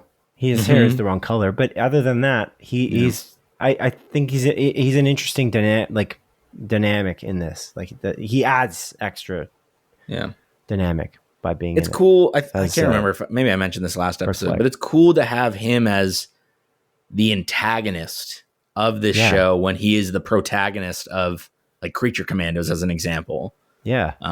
So like kind of the genre flip, but to be fair, like Peacemaker was kind of an antagonist in the Suicide Squad, and then we're watching him be the protagonist in this show. So it's really cool, man. It's all about perspective. Someone's always a villain in the other person's story or whatever. And then the next Superman movie is also going to do the same thing. Superman, Man of Tomorrow or whatever, is going to be Lex Luthor being a good guy for a bit, I'm sure, until he decides to be a bad guy again. Yeah. But that's part of it is Superman and Lex Luthor working together in the next Superman movie. So yeah, it's cool. But it's really cool. Yeah, I'm enjoying it. Okay. It's really good. Sweet. What are you watching, man?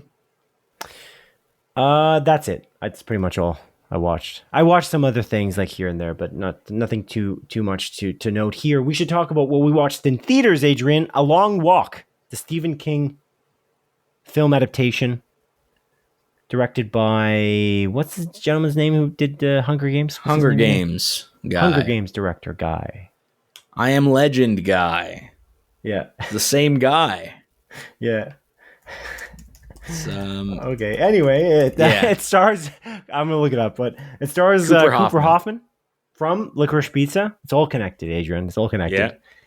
Yeah. And basically the premise before we get into what we thought about it, I guess.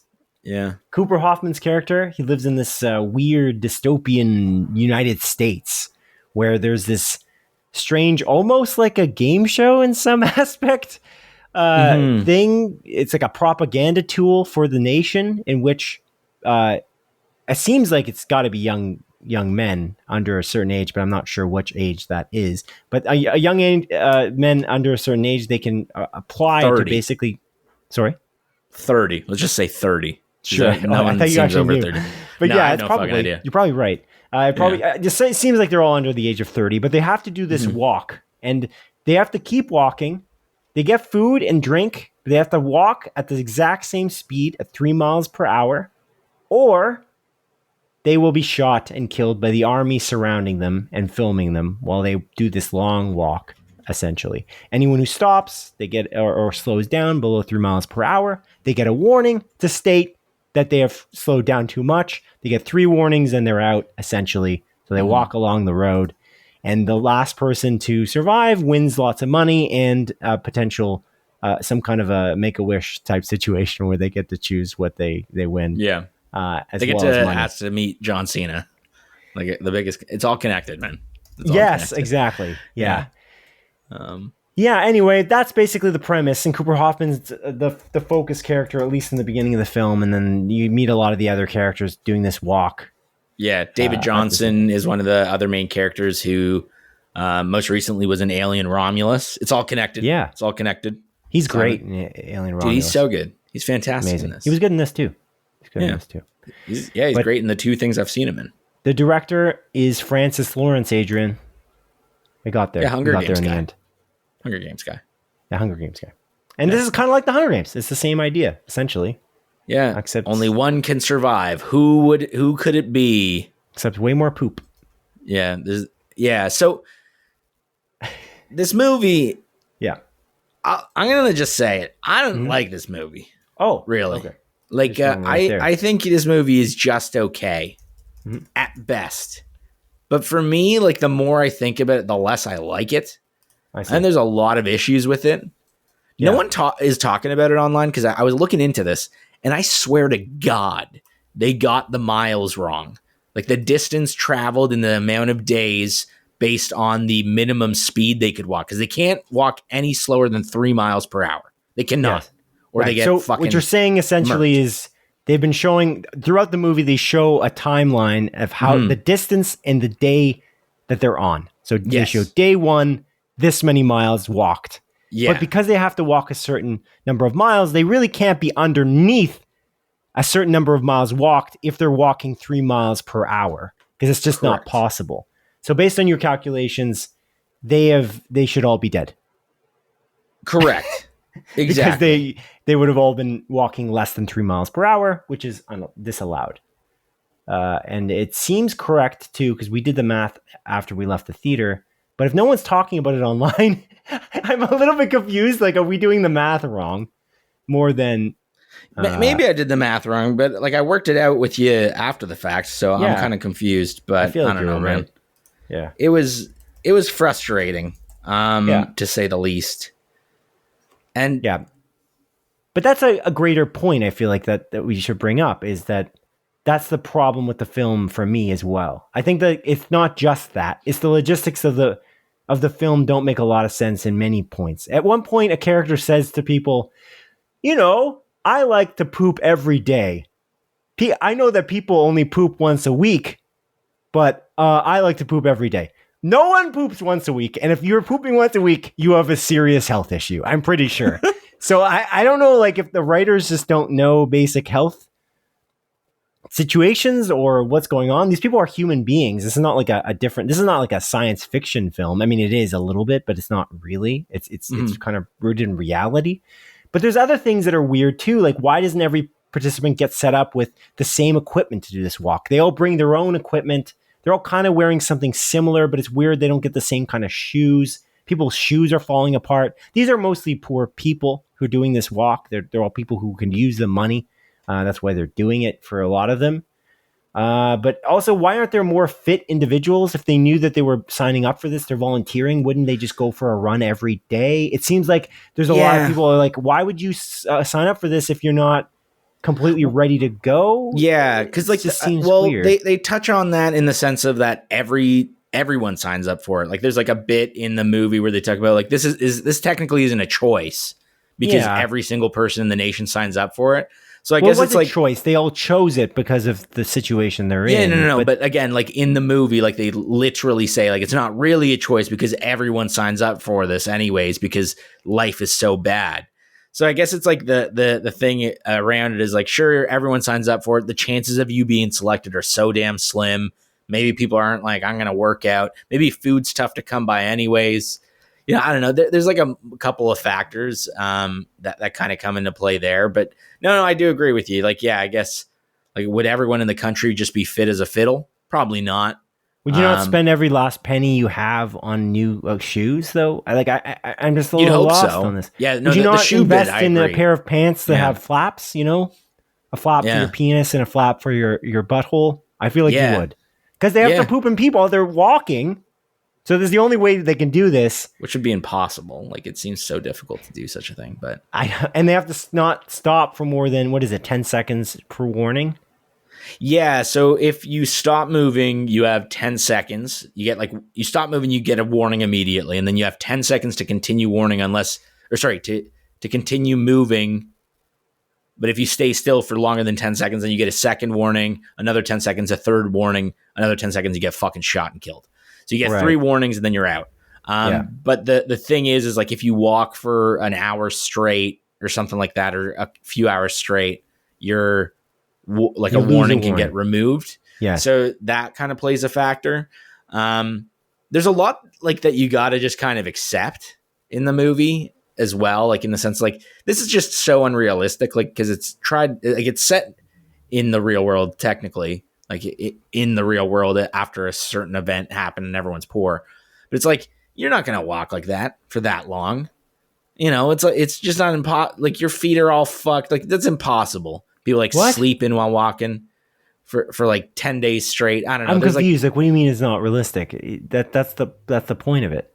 It is hard. Yeah, it's very hard. That's my point. It's like you're not going to walk for 10 days straight or 7 days straight. It's like, and not have proper shoes is my point, Simon. Oh, so they didn't bring the right stuff. Yeah, but I'm not suspending disbelief. I think it's unbelievable. That's why I don't like the part of the movie. Like I'm not allowing it. I don't allow it. But it's difficult. Yeah, I think we agree on that. But yeah, I don't know. I think the logistics were not planned out properly. That's the idea, and I don't know why though, because they're simple problems that they have. They're not like super confusing. There's also this element of like you follow the main group of people. That part, I guess, I can suspend disbelief. But there's like a main cast of characters that they constantly focus in on that are basically constantly talking to each other, and the other people are just side characters who don't end up talking to each other. Yeah, that just get shot randomly or killed randomly. It's like a classic issue with like a network TV show like Lost or something, where these characters are just not. There's a lot of characters who are the main people, and there's a bunch of people who also crashed on the plane on the island after the plane crashed, and they're just not that important to the plot on ABC's Lost. Anyway, but yeah, okay. Anything else you want to note about it? Yeah, I mean, to give, I guess, some credit to the movie, like I do think the dialogue's pretty good between the characters. Like I like the relationship between Peter and Garrity specifically, but again, like there are like other side characters that add, to the conversation. Like it's, again, to give it some credit, it's like an hour and 48 minutes.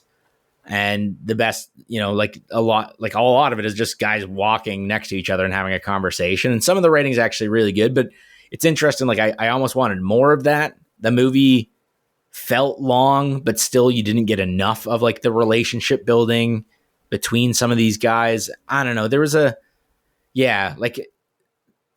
I was trying to give it a compliment instead of going negatively about it. So yeah, like I think the dialogue's pretty good, and I do like the relationship between, again, Garrity and Peter, like the two main characters played by Cooper Hoffman and David Johnson, respectively. And like some of the side characters are pretty cool, but again, some of them just kind of fall into typical, like just cannon fodder in a way. The intense gore that they highlight in this as well. Like there's some like pretty brutal scenes, like a tank running over a guy's leg, like sort of thing. It's like, oh man, that's pretty rough. So there's like these moments that I guess shock you as the viewer because again, it's a slow burn in theory. You know, it's a long walk. Guys are just talking, and then randomly you're going to see someone's leg get fucking run over by a tank, or someone get shot point blank with a rifle in the fucking face, or someone pull down their pants and shit themselves and then get shot while they're shitting themselves because they didn't move. You know, like Don't spoil anything. Yeah, like there's like things like that. You know, so I don't know. I think it's I just didn't really like this movie. I don't think it's that great. Yeah, we're obviously in the minority though. Yeah, like I would agree with you. Like I like the character development in some aspects. So the friendships that are blooming, I was entertained by. I don't know. There's an element of like this is kind of like Squid Game, much like Squid Game is like Hunger Games, etc. And there's this idea that there's like almost not enough. Well, I don't want to spoil it. Yeah, never mind. There's just there's some things that just. I think Squid Game. When you look at Squid Game, they understand the logistics of their game. I think they understand the logistics of the writing of the actual premise. And I think that the physics of the world don't add up here because they didn't understand how this would work in real life if it actually ran. And that's a bit of an issue. Even like the way characters act, I don't think makes a lot of sense based on like if you're in it to win it. The characters don't seem to understand the gravity of the situation, like a lot of them, even when terrible things seem to happen. So I don't know. It's kind of a tricky situation for me. The most interesting thing to me about the entire movie, though, is the funny thing. It's the stuff we don't see. They talk about the politics in the world and what kind of breed of fascism this is. I am super curious about that. I actually really like Mark Hamill's in the film. He plays the general. I'm interested in his character. I think he's a fascinating individual. I want to know his backstory. Characters give you snippets and like little glimpses into what they're dealing with in the world, but we don't really see it. And the funniest thing is like we never really see anything outside of the walk. So it's kind of, I feel like what's missing is like a greater context for what the world is like. And when we get to the end of the film, I think the ending is genuinely bad. I think the worst thing about the movie is the ending. I think that's my biggest problem. And I was kind of hoping that at the ending we'd get more snippets of the actual world as opposed to it being just kind of another. That was kind of one of the payoffs I was hoping for the ending, is more of a payoff to see perhaps more of the politics of the world itself. But we kind of don't get much. You just don't get much at all. I don't hate the movie. I actually don't dislike it as much as I like it. It's the same kind of, I'm an even score, 2.5 out of 5 on this one. I think it's a disappointment because I think it was redeeming itself in the middle of it, and then it got worse to end. I think the ending was genuinely like a bad choice. Like it's just like, I don't know. I don't want to talk about it too much because I don't want to spoil it, but I just think it's the way I looked it ends into it as well because I was like, oh, is this how the book ends? It's not. It's a different ending from the book. Yeah, that's always a disappointment. It's like how the Watchmen movie ends, and it's like I feel like you missed the point. Like I think the rest of the Watchmen movie, people think it's quite good, but the ending is kind of what I got to see that movie. I just didn't watch it because of the end. I ended up reading the comic before watching the TV show, and the TV show just uses the correct ending as it's because Watchmen, the TV show on HBO, is a sequel. If anyone doesn't know that, but they use the ending of the actual comic, not the movie, thankfully, as the kind of the jumping off point, which I appreciate. But I don't know. It's like I feel like you missed the point, kind of. It kind of feels like that maybe if they didn't actually end it the same way. I imagine this lauded Stephen King novel, you probably ended the way he ended it. I feel like that's, if you're going to adapt it for a film, it's probably a good idea. But anyway, I don't know. Maybe I'm wrong. Maybe the ending in the book is worse. I doubt that, because it is a pretty weird ending. It's a very strange. The last shot of the movie, I was like, the book has a kind of a weird ending as well, but it I don't know, just kind of like it fits a little bit better. Looked up the actual ending. You just because I was like, I'm never gonna read that fucking book, dude. I don't even know how to read. We've been through this. But you read up on how it ended, though. Voice to text, I copied it. Or text to voice, I should say. But I don't know. I don't really like this. But I do agree with you. I feel like everything outside of the movie seems more interesting than what's actually happening. Like, and they also talk about like, oh, like people watch this from around the world, and like it sounds like they're talking, like, on how? TV. Like, is there a camera? Do these tanks that roll with them, is there a camera recording So we them do the see entire the camera at one point, right? Oh, do we? I don't even remember. Yeah, we did see Maybe it. I The fell problem asleep. is like, what does it look like on the other end? Like, what's the technology look like? Oh, that's another thing. That's another part of the film. Mm-hmm. The way they show the technology, the cars they're driving. It's like, which time period is this? We don't quite know. Like, what version of the United States is this? Is this shortly after World War II? Is it that they I think regressed in the so. technology that they have and it's actually modern times? That's something they don't really answer, because if you look at the weaponry is more modern, but the other stuff that we're seeing is almost 1960s cars, it seems, or 1970s perhaps. I don't looked know. into this as well. This is actually another point that I looked into, because it is not specified in the movie whatsoever. It's apparently set in the 1970s. So you can assume World War II ended differently, and that's why America is in a different way. Oh, okay. Again, they also don't even say that it's America. You can just assume, because I think they say like it's one person from, I don't even know if they use the word state. They just say like there's 50 people, there's 50 states in the US. It's like people coming from different parts of the country. So you just assume. Right. But again, I don't think it's ever specified specifically. Yeah. I don't know. It's fine. I wouldn't recommend it to like anyone. I will I don't want to watch this movie ever again. Right. But again, what's your rate? Great performances though. Like, it's not the acting. I think again, Cooper Hoffman and David Johnson specifically were stellar. Ben Wang was also really good. He's the Karate Kid guy, the new Karate Kid guy, right? The newest Karate Kid. The one that just came out. Yeah, the Legends one. Cool. Yeah, cool, man. All right, what do you rate it out of 5? I guess like a 2.5 as well. Like, it's just a fucking movie, man. 5 out of 10. It's just a movie. It's just a movie. Potatoes. Yeah. Is this as good as or better than Wolfman? Ooh, that's kind of tough. I think it's better actually than Wolfman. Yeah, maybe. Personally. From a writing perspective, it's more interesting than Wolfman. Yeah, Wolfman kind of sucked. Wolfman was like just a movie, but like the more I think about it, I'm like, no, that really, movie that one sucked. really it has no redeeming qualities. In fact, now that you bring this up, I'm almost thinking, It's just didn't I give? Wolfman. I gave Wolfman a 2. I gave it a 2. That makes perfect sense. Yeah, I think I gave it a 2.5. It's just a fucking movie. But if I went back to Wolfman right now, probably a 2 as well. We're re-reviewing Wolfman right now. 4.4 out of 10. What? Oh, I see. Okay, yeah. Sure. Done. Okay, let's move. Is that everything you've watched this week, sir? I think so. Probably watch something else. I don't know, man. Okay. Well, I keep saying this week, but it's bi-week. Because again, this is a bi-weekly podcast. I was playing games, dude.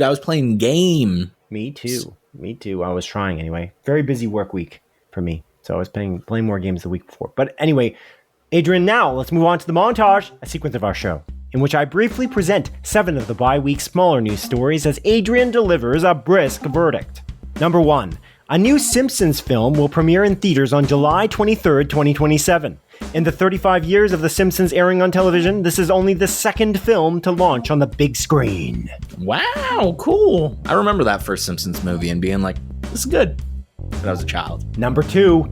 Netflix has revealed that their upcoming Will Ferrell created and starring golf comedy series has cast Darjeeling Limited actor Luke Wilson alongside Chris Parnell, Molly Shannon, and David Hornsby. Wow, that's cool. Another golf comedy. With another Wilson. Yeah. Number 3. According to Deadline, writer-director Aaron Sorkin's The Social Network follow-up, The Social Reckoning, has rounded out its core cast with Succession's Jeremy Strong, Anora's Mikey Madison, and The Bear's Jeremy Allen White. Interesting. Totally different cast from the first one. Indeed. It's Jeremy Strong playing good old... Jesse. You almost did it.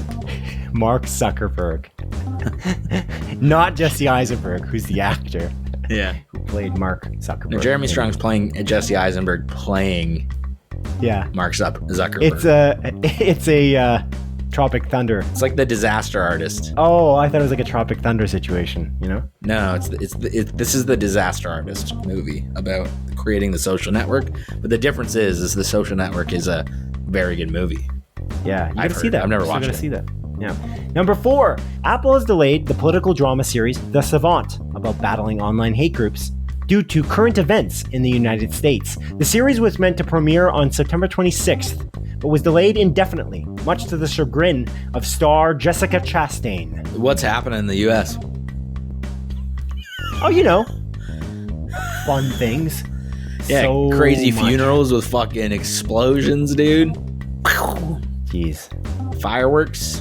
Jeez. Number 5, as announced in an interview with publication Fangoria, Weapons director Zach Kreger has confirmed that he has been in talks to direct a Weapons prequel film focused upon the Weapons character Gladys.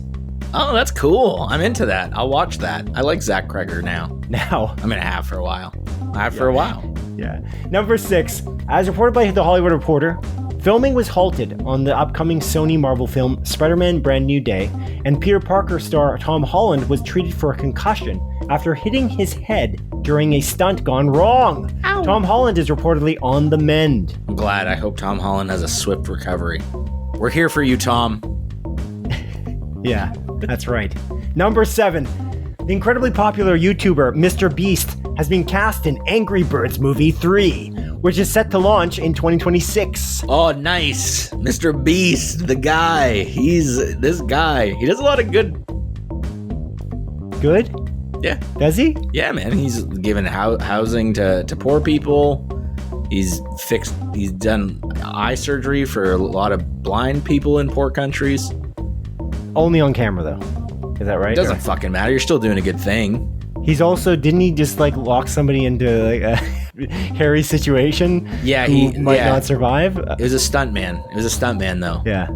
Okay. It was a stuntman doing that stunt, and he left that guy in a burning house. Right. And they had firefighters, and he said 100% the guy would have been safe. I don't believe that. I don't believe that, dude. It's 100%. But hey, man, who cares? All right. He's done bad things, I'm sure, but he's also done some good things. Yeah, that's fair. You too. Me too? I'm sure. Yeah. Right? Or the band U2. No, you. Like Bono. As an Adrian. All right. Like Bono, probably, yeah. All right. A bonus number 8, as reported by Canadian website Mobile Syrup, Disney is changing the name of the Star section of the Disney Plus streaming service to Hulu as of October 8th. The content has always been Hulu content, but now they are rebranding Star to Hulu in all international markets to ready their, quote, fully integrated app experience, unquote, coming next year. Fantastic. And a bonus number 9, as reported by publication Deadline, Ozark director Jason Bateman is set to direct the film adaptation of the John Grisham crime novel, The Partner, with Spider-Man actor Tom Holland starring as the lead. Cool, man. Jason Bateman, the Batester. That's right. Making good stuff. And that concludes the montage. I still gotta watch Black Rabbit. Maybe that's gonna be my show that I'll watch when I'm alone. Yeah, I gotta watch that too. Yeah. Gotta do It's it. a lot. I don't have Netflix at the moment, so that's the big thing. I do have Netflix, so that's the difference between you and always I. have it. Have you ever? It's the difference between you and I. I always have Netflix, and you sometimes have Netflix. When was the last time you canceled Netflix? Was it ever? I don't know. It's my parents' Netflix. Oh, right. That's true. And it'll randomly be like, hey, this isn't your household. You can't do this. And I just say, I'm traveling, and I get the email code sent to me, and I just put in the code, and it's fine. That's the workaround. Yeah. Make the non-household the main email. I see. Think about that. Sure. Workaround. That's fair. That's fair. They're going to be like, you can't travel anymore, Adrian. That's what they're going to say to me. Netflix will. Yeah, not allowed. You got to stay Stop home. traveling. Yeah. Dude, I'm traveling in a week. Always traveling. I'm going to Mexico next week. For what? A wedding. Oh, okay. I'm there for Monday to Friday. Whoa. Next week as in tomorrow? No, next week as in next week. Oh, okay. I mean, we're recording this on a Sunday. Some people think it's Monday to Sunday. Is the, beginning of the week is a Monday. Next week would be tomorrow. It depends on you. Maybe you're a Sunday to Saturday type guy. I'm not sure what kind of calendar person you are. What kind of calendar man are you? Sunday to Saturday is my calendar, yeah. Okay. Good for you. Good for you. All right, well, it's time now to move on to the split focus special segment for the week. You ready for this? Ready for this chunk of words? Ooh, fuck. This is long, dude. This is long. Well, we only do this once every We did few last months, episode, I feel like. didn't we? No, we didn't do a special segment last episode. Did we not? No. Did we not? We didn't. Anyway, we didn't. So, I mean, you can go back and check it. I But swear. anyway, the split focus special segment this week concerns artificial intelligence, or AI, in the film and TV industry. Adrian, it's exciting. So here we go. Ever since late 2022, when Silicon Valley tech company OpenAI launched their large language model generative AI, ChatGPT, artificial intelligence has been seen as a bit of a market disruptor across many industries, including the film and TV industry.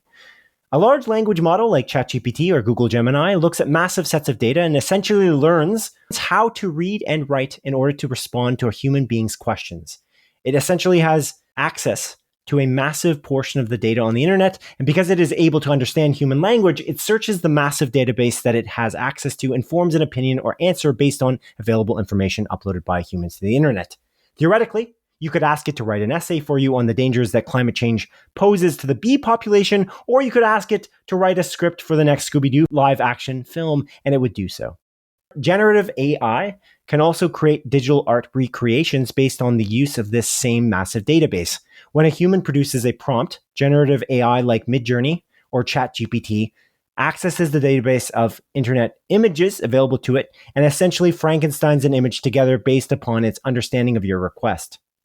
Generative AI models have been trained to create virtual human beings with large language model access and lifelike computer graphics built upon these massive human-created image databases. Obviously, questions of plagiarism have quickly arisen with the introduction of these new technologies due to generative AI models pulling all of its data from human-created internet sources. For instance, if a generative AI model creates a painting, isn't it just stealing the artwork or photographs produced by human artists to form said painting? If a human being submits an essay for the university history course that was written by ChatGPT, this is also certainly plagiarism. Yet many companies are encouraging their employees to have generative AI help them write emails and reports to speed up the process and increase workplace efficiency. Controversies exist with this technology in many different industries, but of course, we will be specifically discussing some of its effects on the film and TV industry here. In mid-2023, the Writers Guild of America went on strike. Largely, the strike had to do with unfair pay structure for film and TV writers, but it also had something to do with ensuring that AI was regulated in the industry and that it wasn't being trained on ripping off almost 100 years of film and TV scripts. In 2024, Jurassic World Rebirth actor Scarlett Johansson threatened to sue ChatGPT creator OpenAI for essentially ripping off her voice for the rollout of the verbal version of ChatGPT. ChatGPT's voice service profile, Sky, sounded mysteriously like Johansson's character Samantha from the Spike Jonze film Her. Johansson was reportedly approached by OpenAI for a collaboration before the ChatGPT voice rollout. But when the actress declined, it appeared as though they went ahead with using a version of her voice anyway. Sky was pulled from ChatGPT voice after Scarlett Johansson threatened the lawsuit. And this brings me to the most recent Hollywood AI controversy and the whole reason we're talking about this at all, at this point anyway. As reported by publication Deadline, this year, Dutch tech company Particle 6 created an AI talent studio spin-off called Sequoia. I'm pretty sure that's how you pronounce it. Sequoia created an AI actress named Tilly Norwood that has been the talk of the town in Hollywood over the past week. The claim is that this fake actress will be represented by an actual talent agency and that she will star in film and TV projects going forward. Tilly was apparently created by human Dutch actor-comedian Eline van der Velden, who recently claimed that she wanted Tilly to be the, quote, next Scarlett Johansson, unquote. Van der Velden also claimed that, quote, creating Tilly has been for me an act of imagination and craftsmanship, not unlike drawing a character, writing a role, or shaping a performance, unquote. She also stated on LinkedIn that audiences ultimately didn't care how the art is created when she said, quote, audiences? They care about the story, not whether the star has a pulse. Tilly is already attracting interest from talent agencies and fans. The age of synthetic actors isn't coming. It's here, unquote. As reported by news publication the BBC, Hollywood actors largely see the introduction of Tilly Norwood as an affront. Actors like Emily Blunt, Melissa Barrera, and Natasha Lyonne, alongside actors union SAG-AFTRA, specifically spoke out against talent agencies representing Tilly Norwood or AI actors in general. Adrian, we could talk about this whole topic if you want to, and we should probably talk about the Tilly Norwood thing because it keeps coming up over and over again for the last week and a bit. But yeah, what are your thoughts, I guess, on a high level, and then we can kind of go into more detail. Yeah, I'm not a huge fan of AI personally for the creative field specifically. I think AI can definitely have its uses, like in business. Again, I think you even mentioned in this write-up about like companies using AI to support in email writing, or, you know, how to send out, you know, proper sequences for, you know, getting more customer responses and stuff like that, which, you know, the company that I work for uses AI actually quite frequently. Specifically, like if we're doing like a demonstration of our product, it'll actually record it and then take notes and have all the, you know, points made. So it's like when I'm making my presentation, I don't have to constantly write notes the entire time. And when everything is wrapped up, I have actually a comprehensive like notes that I can go back to, you know, after the demonstration is done. And I think for those sort of situations, AI is good. But in the span that you were reading this, Simon, I just as a little, you know, joke, I literally created an image of a cat eating a bowl of spaghetti in an anime art style using AI. AI wrote an entire essay on the dark side of innovation, negative effects of AI in the entertainment industry. Oh. As well as I had it write a full comprehensive breakdown of why, or, you know, who Tilly Norwood is, why she's controversial, the bigger picture behind her, and like what the debate is within the AI industry, and why Tilly Norwood ultimately matters in regards to the growing tensions between, you know, the synthetic creativity and human artistry. It's crazy. AI's fucking nuts, man, that it can do that. Like literally in that, what? You're reading this for maybe 2 minutes? I was able to do all that? It's absurd. I was reading it for 2 minutes. I took a lot longer to write it. Yeah. You should have just used AI to write that out. You should have just used AI to write that out, because I got more content than you in a matter of 2 minutes. No, I'm being facetious, obviously. So I don't know. A lot of people don't think that you're wrong by that joke that you just made. Like there is an element of like, I don't believe in email writing with AI. I think it's actually stupid, but that's for me, I just what I believe in. That's where my limit ends.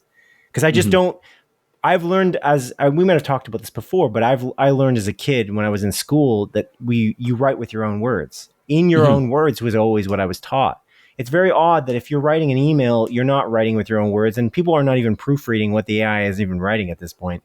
Like people need to know how to communicate. And if they're writing everything with an AI generative, like large language model, I feel like we're kind of losing the plot, because when it comes to like actually having human connection and discussing something in person, I don't know if these kids growing up through this are going to be able to do that just based on the use of AI and its potential abuses. But I also want to believe that if someone wrote a message to me, that they actually wrote it. There's an element of that too. But yeah. And that put thought into it as opposed to just asking ChatGPT to do it. But anyway, yeah. Yeah, no, that's fair. Yeah, no, I agree with you on that as well. Like, I think, yeah, you should write things in your own words, typically. Yeah. But again, I think there are useful acts or 100%. Useful uses, for lack of a better term, I guess. Yeah, I think translation, listening to a presentation and producing notes is a great application. Yeah, there's lots of great applications. The problem is that there are no checks and balances. There's just very few, and the United States doesn't seem to want to balance it or check it at all. There's also this element when the government is literally making AI propaganda videos and posting it on official channels is fucking absurd. No, that's for sure too. Yeah, why the fuck would they care? Yeah. Fucking idiots, dude. Jesus Christ. I can't. It's again, that's why I can't watch Gen V. You can't parody what's already a parody. What's going to be curious about that, what you just said, is like we got Grand Theft Auto 6 coming out, and that's going to be a parody on the United States as well. The thing is, it might be different because you're playing it, so maybe that won't. I'm going to assume it's going to have more clever writing and better writing than whatever Gen V is. Yeah, everything's a metaphor in Gen V. She turns small because she feels small on the inside. So, God, right. I really don't like that show. I really. Anyways, we're way off past that topic. But yeah, sorry. No, go ahead. No, please. I wrote a little like follow up to what I said, basically, like what I wrote as this is my opinion kind of thing. And so like I wrote some notes here, but like from my perspective, corporations be corporations, right? So this is this idea of like Tilly Norwood. She's going to exist if they. And many AI actors like her will exist if people vote with their wallet and watch this shit. And that's the kind of the thing, I think. Like their main concern is always the bottom line. The trouble with AI in the film and TV industry is that it's only just the beginning, as major companies will surely throw everything at the wall to see where it sticks. Voting with your wallet as a consumer is so important. AI acting, AI writing, and fully AI computer graphics are all creatively bankrupt and soulless. It's all essentially plagiarism, as these generative AI models scrape the internet to use the brilliant works of art built by humans to make something perceived as new to the untrained eye. But said art has no creative genesis, and there is really nothing truly interesting about it. When Daniel Day-Lewis or Meryl Streep delivers an earth-shattering emotional performance, it's a feat because it came from a deep human place. Human being the key word. When Paul Thomas Anderson or Steven Spielberg delivers a breathtaking film, it was a collaboration of hundreds of people, all working towards a common goal and led by an auteur director with a distinctly creative vision. AI is basically just a photocopier, Frankensteining pieces of art together that it thinks humans might enjoy. That's my little paragraph I wrote at posts, because I can't believe people would actually consider this to be like this Vander Velden lady. I don't know what she's thinking, because it seems like it's so obvious that this is a bad idea. But yeah, I don't know. What do you think? Yeah, I don't have much hope for humanity. So again, I have a fairly pessimistic view of this. I think we're going to lose as people on the side of like not wanting this to happen. I'm pretty confident in that. I hope corporations be corporations. Corporations be corporations. We're in the minority in general in regards to people that go to the movies, right? Like we watch art house movies, quote unquote. We watch, the non-blockbuster movies quite frequently on top of the blockbusters, right? Right. And some people will only go to watch those blockbusters, theme park movies, as Martin Scorsese would say, right? Yeah. And a lot of directors now consider those movies as creatively bankrupt and more of the same. But those are the movies that typically in the past, many years, like, I guess like, in the 2010s made the most money. These creatively bankrupt movies.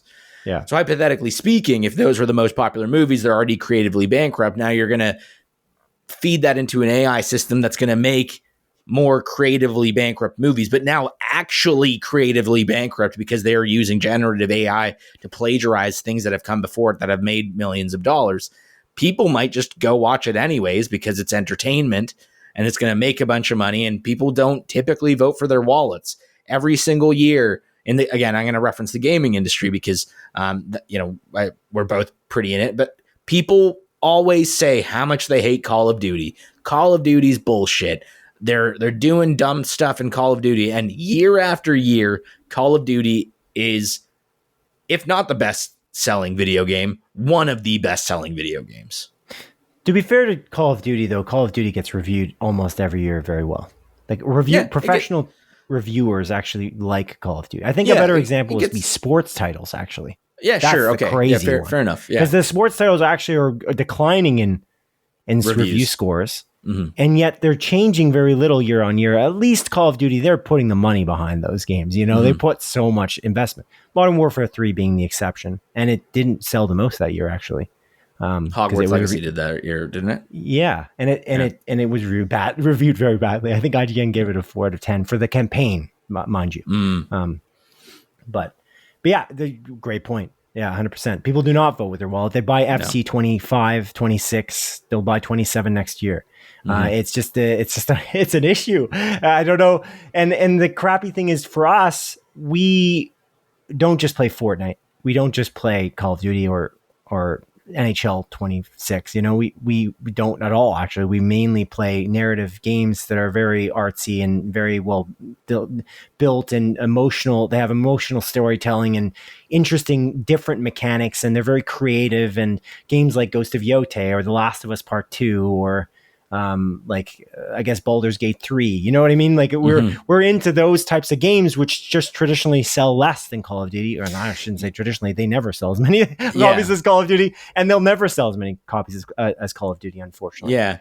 And that's not to say that the odd, very creative project might break through and be super popular and make a shit ton of money, like Sinners as an example, which was this year, or again, Baldur's Gate. It didn't sell as much as Call of Duty, but that game sold fucking millions. Like, it made a shit ton of money, and it's not a creatively bankrupt idea. It's like, hundreds of people coming together, making this crazy passion project that has countless endings and multiple, lines of dialogue, brilliant writing. Right.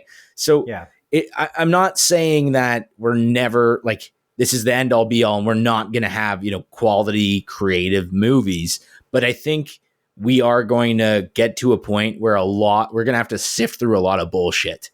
Because again, even in the gaming space, there's so many of these like AI generated fucking bullshit games flooding the stores. Less so now. I feel like, the searchability has cleaned up a little bit in like the PlayStation store specifically, because that's usually where you and I will be.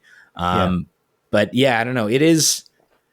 It's worrisome because I don't want this to be normalized. That is the big worry, is that we're going to get to a point where this will be normalized. You're going to have these young bucks moving up in the industry that are going to be okay with this because that's what they grew up on. Not necessarily your Gen Z, but your Gen Alphas or whatever. Because I guess even Gen Z, because those are, kids in, maybe university at the height of AI or whatever, and they're using that for all their stuff, all their writing, all their creative tools. And you're going to have these people eventually move up and get to a point, and AI has always been a part of their life, or was a part of their life at their formative years, and they're okay with it. And they're like, oh, look at this funny thing that I made here. Even myself, man, I'll play around with AI on occasion just for shits and giggles. Like my friend group, there's this app called Suno, which is a music creation AI tool.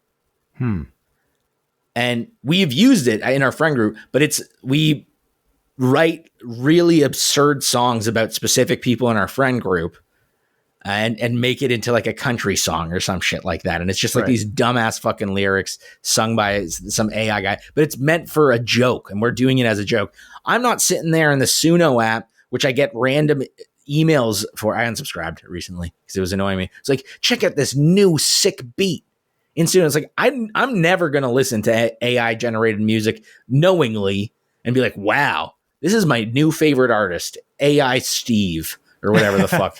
It's like, it's just not going to happen. And it's because, like, you and I, and again, people older than us, grew up in a generation where like AI was just an idea. Again, Her came out in 2013, and that was like not something like when I watched that movie back in 2013, and I've watched it a couple times since, but I was never sitting there being like, we're going to have that in 10 years or 12 years. And we were literally at that point.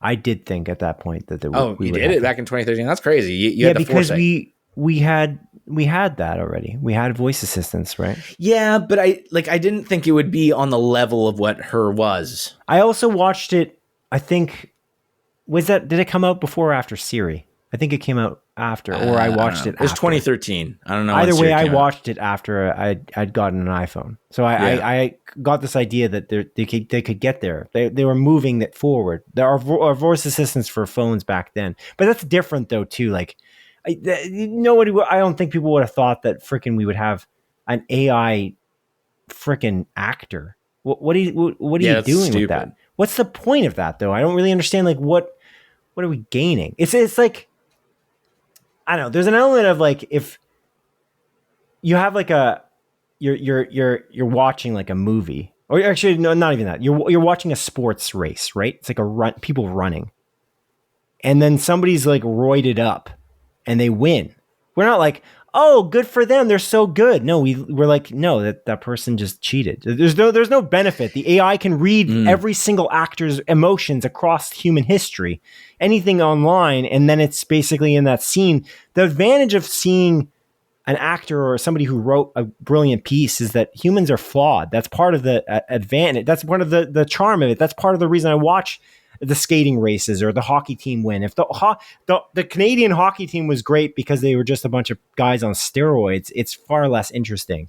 I disagree completely. I feel like that would make it more interesting. A bunch of jacked people beating the shit out of each other on an ice rink. Not to worry. You can go watch that right now. They have games. There's the steroids games. Yeah, I'm pretty sure. If you think that's interesting, that's fucking cool. It's not interesting to see Tilly Norwood act alongside. No, but I don't think that's a fair comparison. Personally, I don't think like the roided out guy is an AI actor. I don't see the difference, because at the end of the day, that's still a human being that made the conscious choice to inject themselves with fucking roids. Whereas this is not a human being. This is artificial intelligence. It's just stealing again. And like it's not cheating. It's stealing. They're cheating. It is cheating. It's a cheat. They're just. It is their face. It is Pedro Pascal's face. Tilly Norwood is an amalgamation of the faces we already have. That is what it is, essentially. They're just becoming that person, right? The idea is they could be a super actor, but what's the point of that? That's not really real emotion. It can never be real. It's always fake. Just like winning a race or like winning a swimming competition. If you're Michael Phelps and you're just, the reason why he won was because he smoked weed. Yeah. Well, that would have made him win, I think. That might have made him lose. But yeah, that's kind of the idea. I don't know. It's just the flaws is kind of what makes it work. Like seeing Meryl Streep win Best Actor is because she's overrated. But yeah, she's remarkable. She's able to tap into a vulnerability of herself that, like, there's no vulnerability to an AI. It doesn't exist. You know what I'm saying? Yeah. So it's kind of pointless. Like, I just hope that people vote with their wallets. But it's interesting. I so too. My brother and I, we had somebody we knew was about to pass away. We went to a dinner. We came from the hospital, went to a dinner, and we were like, it was like a sad dinner we were having. But we got into a conversation about AI at one point, and he was just like, AI will never be able to write a movie script.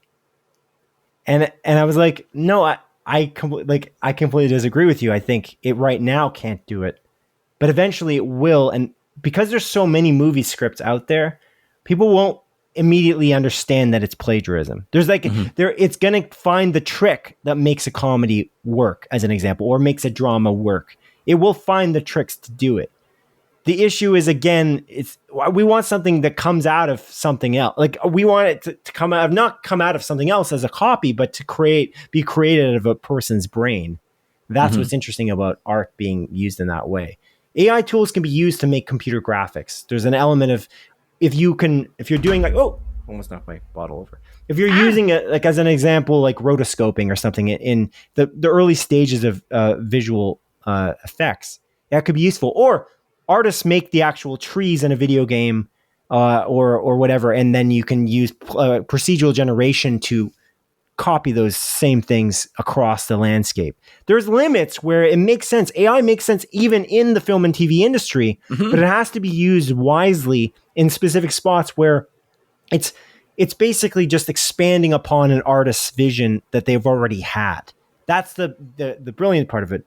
Acting makes no sense. We're not, what part of that art form could be, there's nothing AI can really do in that case to help amplify, I don't think, acting at all. There's like nothing. It's just zero. It's completely bankrupt of any creativity, I think, unless you could think of something in which that like AI can help an actor. I don't think there's anything. Maybe I'm missing through role plays. Yeah, improv maybe. Role plays. That's like the only thing. Maybe they can help them run lines. That could be okay. But I don't see that as interesting at all. Like, the thing is that Tilly Norwood looks like AI if you watch the clips. But eventually she won't. She'll look like a real person. More so. There's still like an uncanny valley issue right now, but for me. But yeah, I don't know.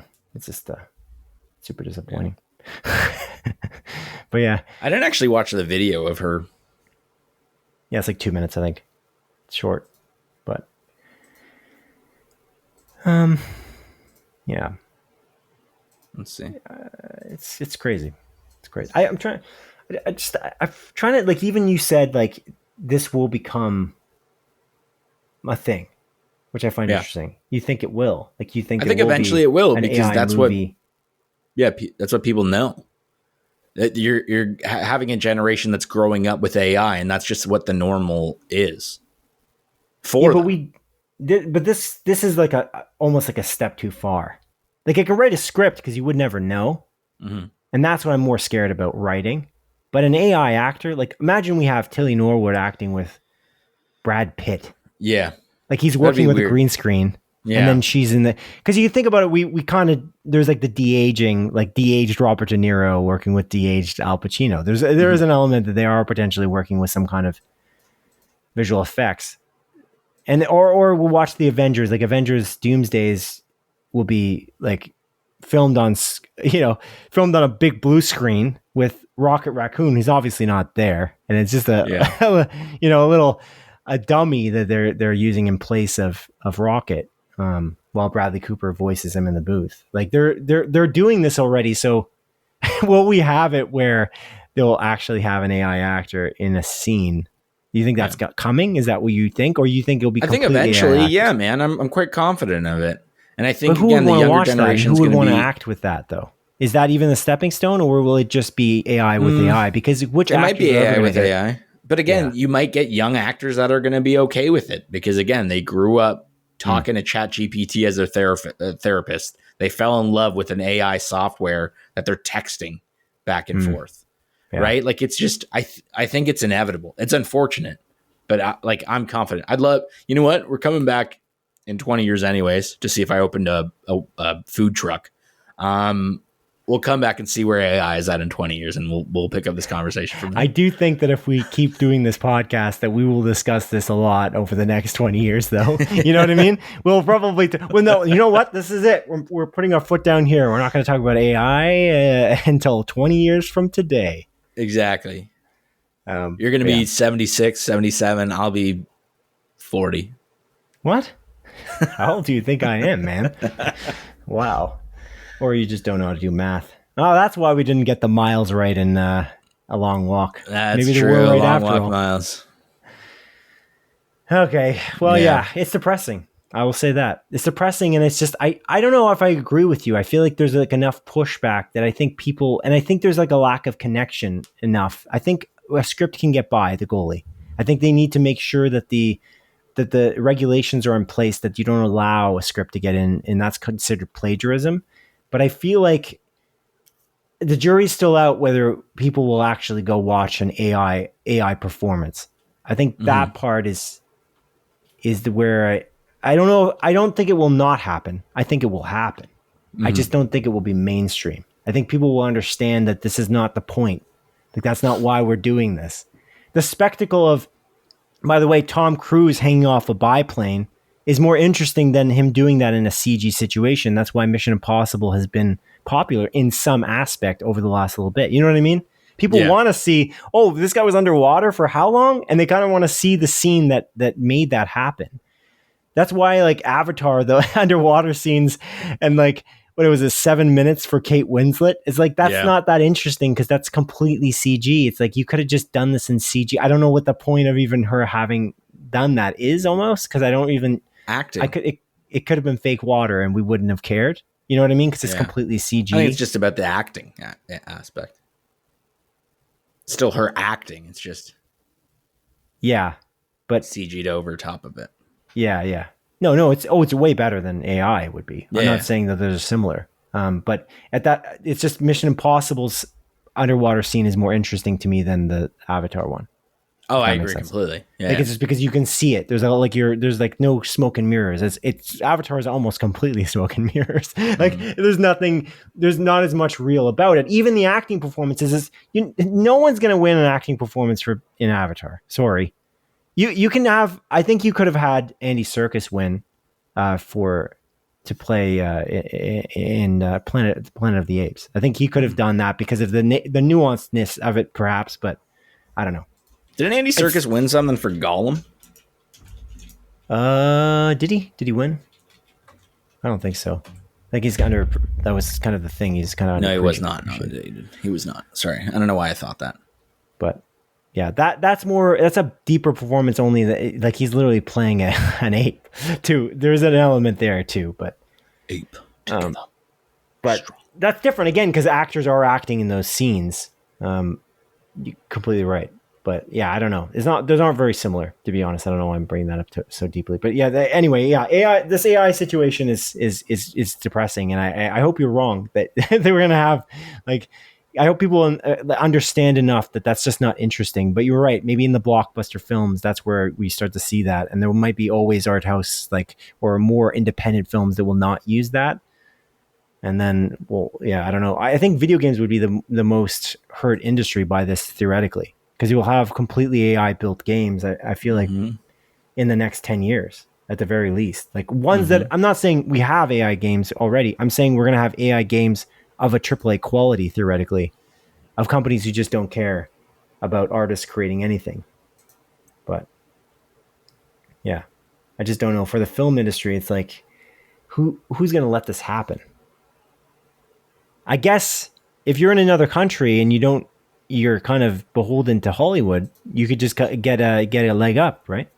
Like, you know what? Yeah. Well, we just made this whole AI industry in, what is the country that Van der Velden is in? She's in the Netherlands, right? Yeah. So she could just make the Nollywood, you know?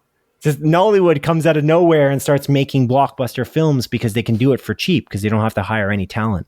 I find it weird though. This person's a comedian, like in an actor. You'd think that she would be like, this is stealing my job. Oh, do you remember that moment with Troy Baker where Troy Baker was? Do you remember when he invested in that AI voice company that can imprint various voice actors? And Troy Baker, by the way, for those who don't know, is a very famous video game voice actor and really motion capture artist. Really, he's just an actor. He's great in The Last of Us and in BioShock, et cetera, et cetera, et cetera, et cetera.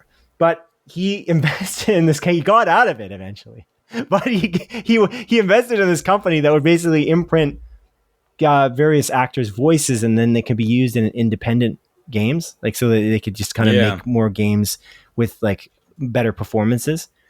But I was like looking at that. I'm like, dude, this is your job. Like, you really want that to happen? It was very bizarre. I could not understand what his angle was on this.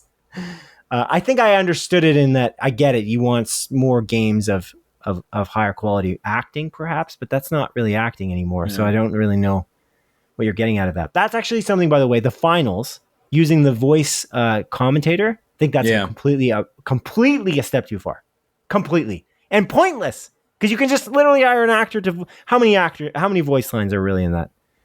I don't know, probably not many, which is, I think, it's kind of a shame because I don't think it has like too many voice lines, and it's just like, I don't know, make the AI say crazy shit then.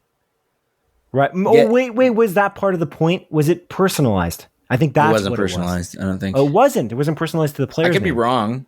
Oh, okay. I could be wrong, but I thought maybe it was based on the player's name, and that's how they were doing it. But the finals is a battle royale video game. For context. Yeah, Troy Baker faces powerful backlash over AI voice NFT promotion. He was doing like voice. It was supposed NFT. To be used though in projects. That was the idea. Yeah, it's like I think NFTs was a secure part of it. Like I think that's why he did it. It was NFTs. Is that your voice is completely imprinted on this NFT, and you have to get the NFT for it to be valuable. Because the NFTs are locked by the blockchain or whatever. It's just it doesn't work though, because again, wouldn't you rather get the work yourself? Then that's so easy to get abused as a system if your voice is on this NFT and people are selling it freely, you're eventually going to lose control. Like, you just got to understand that the best way to do it is just to stop it in its, just stop it in its crib, as they say. I don't know. I think it's just, it's pointless, but again, it remains to be seen. Maybe humanity will surprise us. But you're right, though. Oh, yeah, it's surprising us, just not in the way we want to be surprised, dude.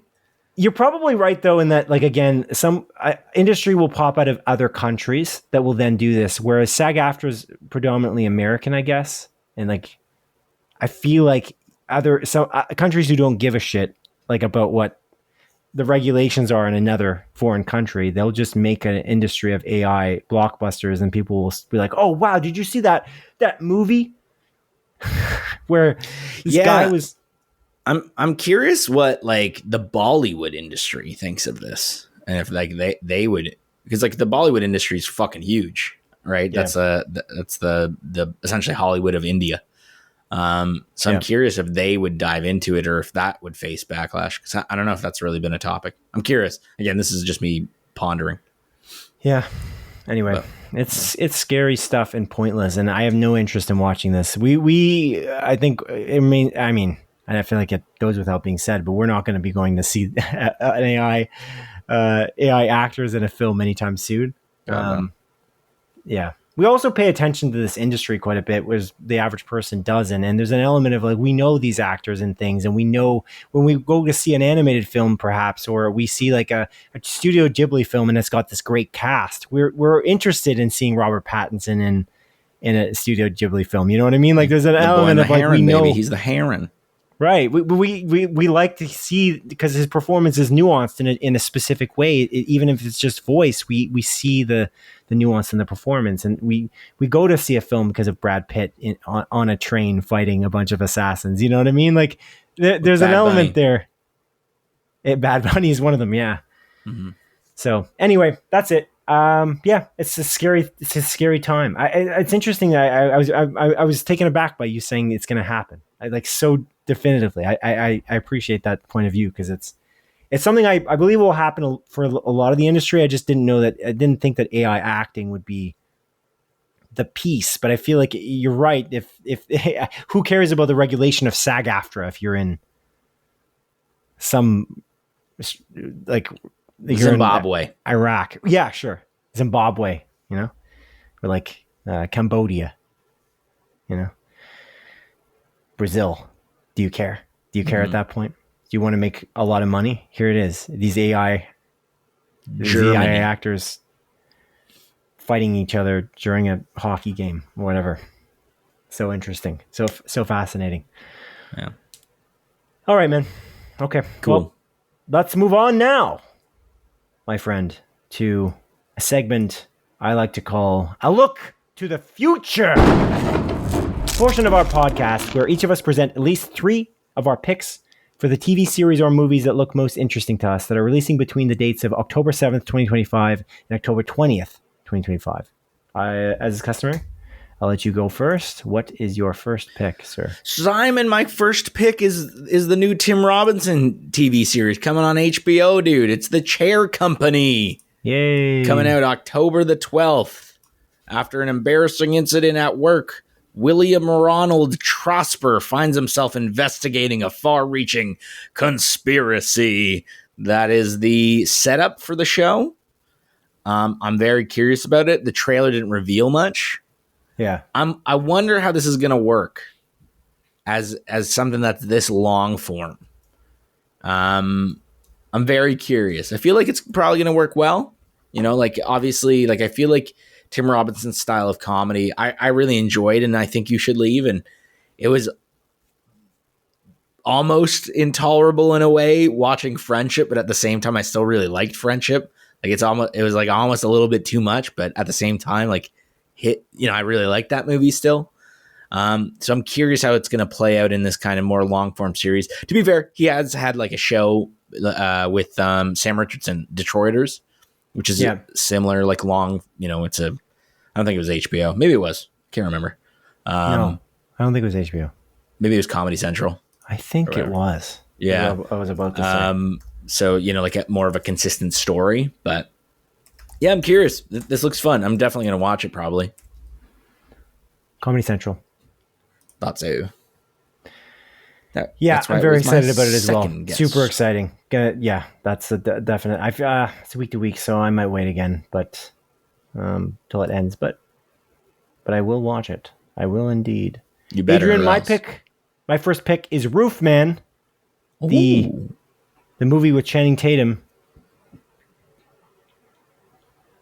And I was going to say what the premise is, but I can't exactly remember what it was. It comes out October 10th. He's a escaped prisoner.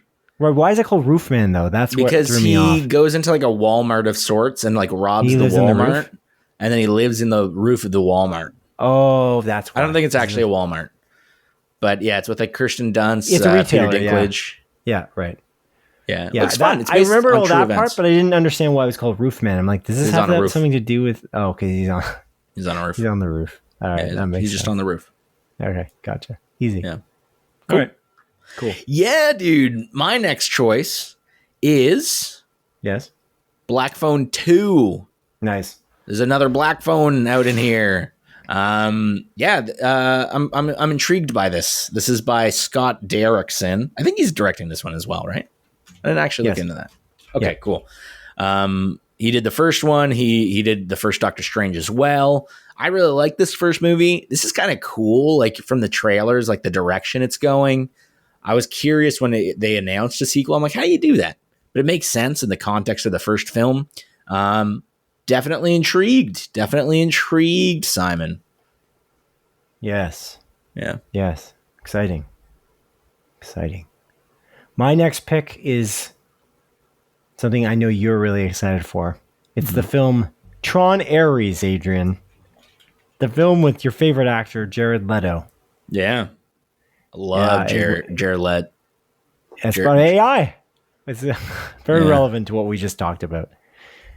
But yeah, the soundtrack is by Nine Inch Nails, which is pretty exciting. Pretty exciting. And I was wondering, when I saw it was Nine Inch Nails, first of all, this is a weird thing. Actually, I forgot to say this. Nine Inch Nails, I didn't know that they go by Nin ever. I never knew that. So I was like, when it was announced that they were I think in the last trailer, it said that the soundtrack is by Nin. I was like, okay, cool, Nin. I'm like, I don't know who that is. I'm like, it's only maybe my favorite composers. It's Trent Reznor and Atticus Ross. I'm like, I didn't put two and two together. The reason why they think they went by Nine Inch Nails is because they have lyrical songs in it. And that's why it's got to be the reason. Because I was listening to the soundtrack, and as soon as I put the soundtrack on, I'm like, oh, it's Trent Reznor and Atticus. Oh my God, of course it's Nine Inch Nails. But I just saw the acronym NIN on everything, so I just had no idea until later. And then it's the lyrical aspect of it that must be why they chose to not go by Trent Reznor and Atticus Ross, although they've scored many different movies, obviously. And they are literally after Hans Zimmer, they are my favorite composers, I think. They're very good. I just really like them. They bring something very unique that no one was really doing to that level to the film and TV industry. Like there was just not that many, and games at this point, because they're doing the score for Intergalactic: The Heretic Prophet, which I'm super excited about. Holy shit! So I really like those guys. But that's the most interesting thing about Tron, and it's actually the most interesting thing about Tron Legacy. It was the most interesting thing about Tron Ares, but Tron Legacy's soundtrack is so good.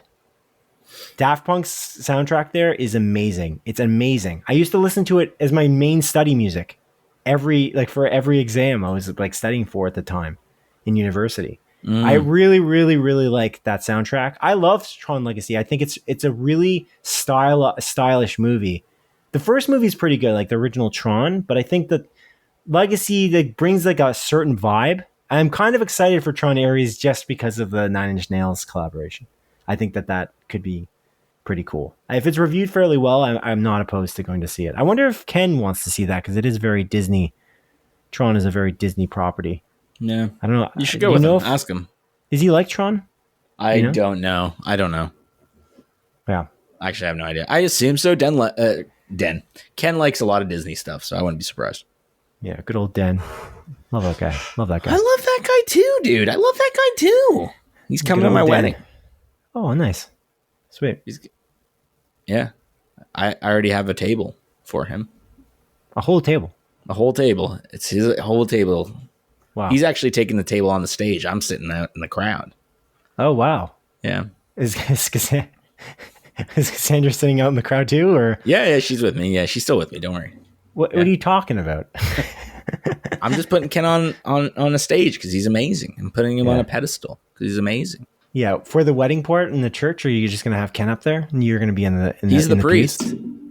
He's the priest. Oh, He's he's the priest. marrying you. Yeah, he is. Yeah. So you will be up there with him then. No, I'm going to still sit in the crowd. He's marrying himself. He's marrying us, but we're just sitting in the crowd. Oh, a different format than normal. Yeah, different format. It's unique. You have to be unique. Yeah. Okay. You know the Catholic Church, they love changing things up. Oh, that's for sure. Yeah, everyone knows that. Yeah, dude. Right. Cool. Okay. Cool. Yeah, Tron Ares looks good. Nice. October 10th. Looks nice. Looks good because of the music. Honestly. Yeah. That's why I'm in. Okay, what's your choice? Cool. So my choice is an A24 flick that's coming out called If I Had Legs, I'd Kick You. I don't know if you heard about this one. It's interesting. I watched the trailer a little while ago. So it says U.S. release date's October 10th. On Cineplex, it shows October 17th. I guess I didn't even say Black Phone 2 is October 17th. And then Chair Company is the 12th. I don't know if I said those days.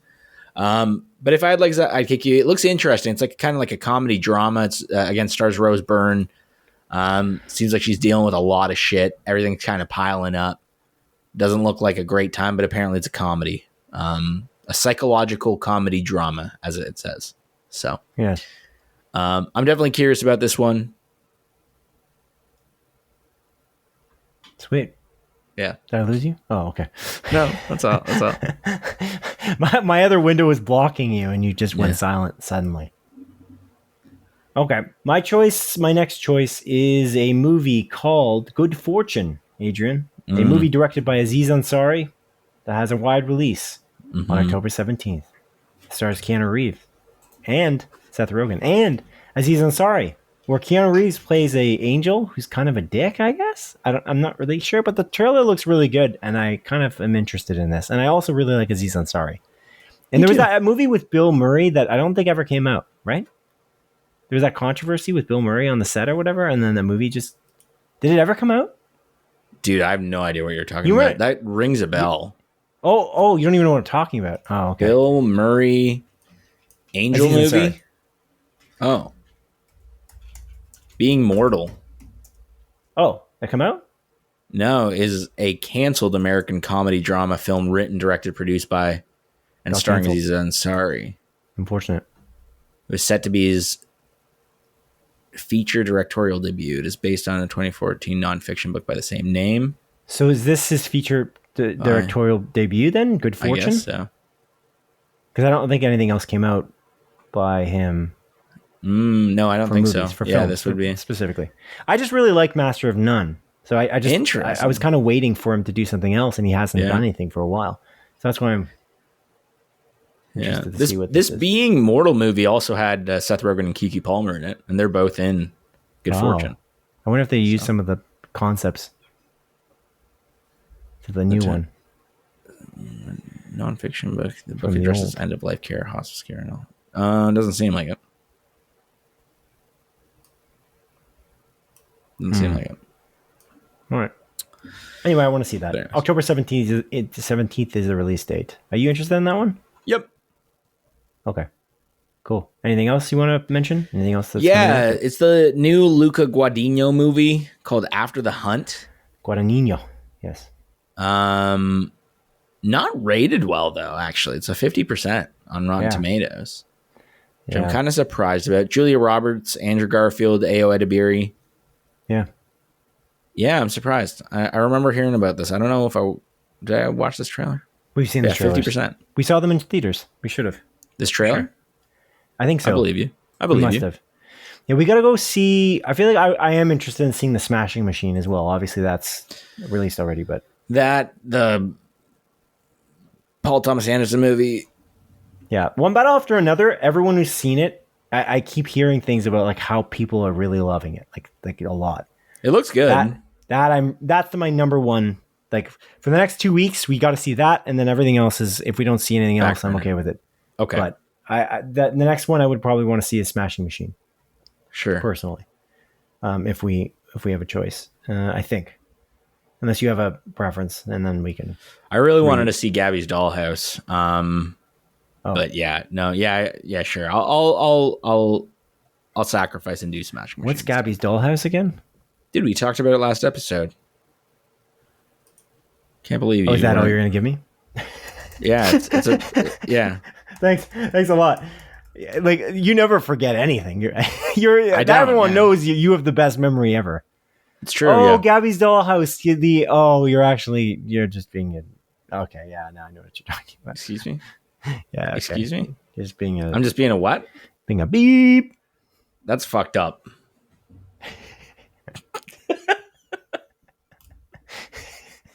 Is it? If you say so. Yeah, that's fucked up what you just said to me, man.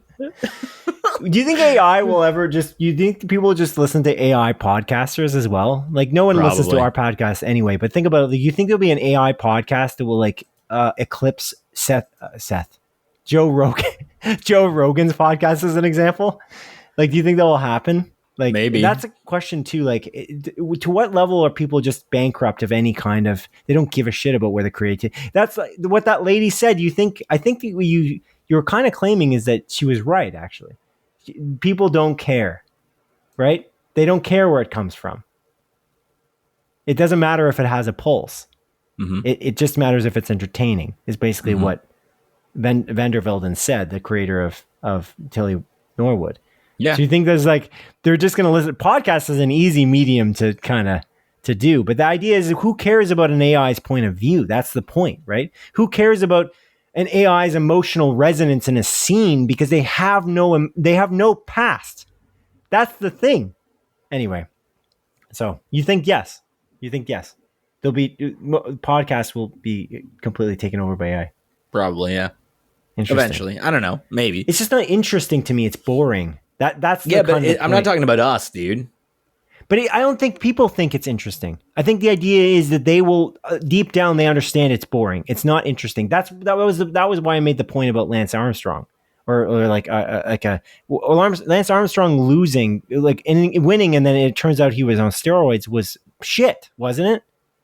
That was a bad thing. Nobody trusted him after. They were uninterested in it. It was ruined. The race was ruined because of him. So watching an AI emote is like, okay, yeah, based on your life experience, like it's absurd. Anyway, yeah, it's interesting. Sorry I had to go back to that, but I was just thinking about us as podcasters. No, we're not popular anyway, but who cares a shit about? I mean, we're the second most popular podcast in New Zealand, but yeah. Right, yeah. Bringing it back, baby. Bringing it back. That was a good callback. All right, cool. Everything's connected, dude. Everything's connected, man. Going back to the look to the future. A look to the future. I have another two here. I got Kiss of the Spider Woman. I don't know if you saw this trailer. No, that's a sequel to Madam Web, right? Yeah. Okay, cool. Yeah, I thought so. It's got Diego Luna in it. It's a musical. It's got Jennifer Lopez. No? You must have seen it. We saw it. No, you didn't see it in theaters. I don't think we've seen this, but hey, I like Diego Luna. Yeah. I don't know if you know this. He's Andor in the hit TV series Andor, which is one of the great TV shows ever. Yeah. Dude, I'm not joking, man. Anytime Andor gets brought up in conversation with anyone, I get into it. Like, dude, Andor is so fucking good, man. And just let me tell you about that. Dude, honestly, it gets me going. I get so excited when people bring up Andor, like, oh, is Andor good? I'm like, oh my God, dude, it is. You should watch it. It is immaculate. It is. Do you like Star Wars? Doesn't matter. Yeah. You don't even have to watch it. Star Wars. Well, you do. If you're watching Andor, you're literally watching Star Wars. No. Oh, okay. You don't have to watch a Star War. All right. Okay. Anything else? No. I think that's all I had. Okay. That's actually all I have too. I had Anemone, but You I said think 2. that already came out. We talked about that last week. Yeah, it was a wide release. Last 2 October weeks. 10th. Kiss of the Spider Woman is October 10th for those who care. And that's it. Adrian, anything you want to add? Anything you want to say to the audience before we wrap this guy up? Before we go home, go our separate ways? Don't see each other potentially for 2 weeks. You never know. You never know. We might not see each other. You're busy. You're a busy guy. I'm going to a wedding in Mexico. Oh, yeah. That's true. What day are you getting Hopefully back? I don't. The Friday. Oh, okay. Hopefully you don't what? Get kidnapped by the cartel. Yeah, that would be horrible. I would fucking hate that, dude. Nothing against the cartel, but I would fucking hate that. Yeah. Oh, I would have thought you would have loved it. Oh, I mean, it depends what they like have me do. Like maybe they kidnap me and just cook me a nice meal. yeah. We're like we heard about your podcast, Split Focus, a film and TV podcast. Yeah, you're and actually the huge third fans. most popular podcast in Mexico amongst the cartels. The third most popular podcast in Mexico. Like, what? That's really? right. Me? Little old me? They're like, yeah. Yeah. It's good. Yeah. All right. Cool. All right, man. Well, I guess that's it. Let's wrap it up, baby. That's it. This is a bit sleepy. We're a bit of a sleepy podcast this time, I think. What do you think? Were we? I feel like I was on. We're in? Okay. Was tell I? me. Was I not? No. I think Did I it was maybe seem me. sleepy No, I'm to not you? criticizing you. Criticizing me. It felt like All right? you said we. You did say we, so it did feel a little bit accusatory. Yeah. No. Am I sleepy, Simon? No. It's not you. It's not you. It's me. Am I, dude? It's not you. It's not you. It's me. All right. Okay. Thank you for listening, audience, to episode 120 of Split Focus, a film and TV podcast. My name is Simon Eady, and it has been a pleasure to host you alongside my son, GrAySoN, Adrian Pinter. So dumb. Yeah. Please join us on October 21st. Wait, what? That can't be right. Oh, no, it is right. Please join us on October 21st for episode 121. That's poetic. Didn't even realize that. Why? How's that? 21. poetic? 21, 21st. I don't know. I thought it's cool. Oh my goodness, dude. That's crazy. Yeah. That's crazy. It's crazy dude. enough that I got to point it out mid-sentence. Wow. Good evening to you, audience, and good luck. Goodbye. Take care, everyone.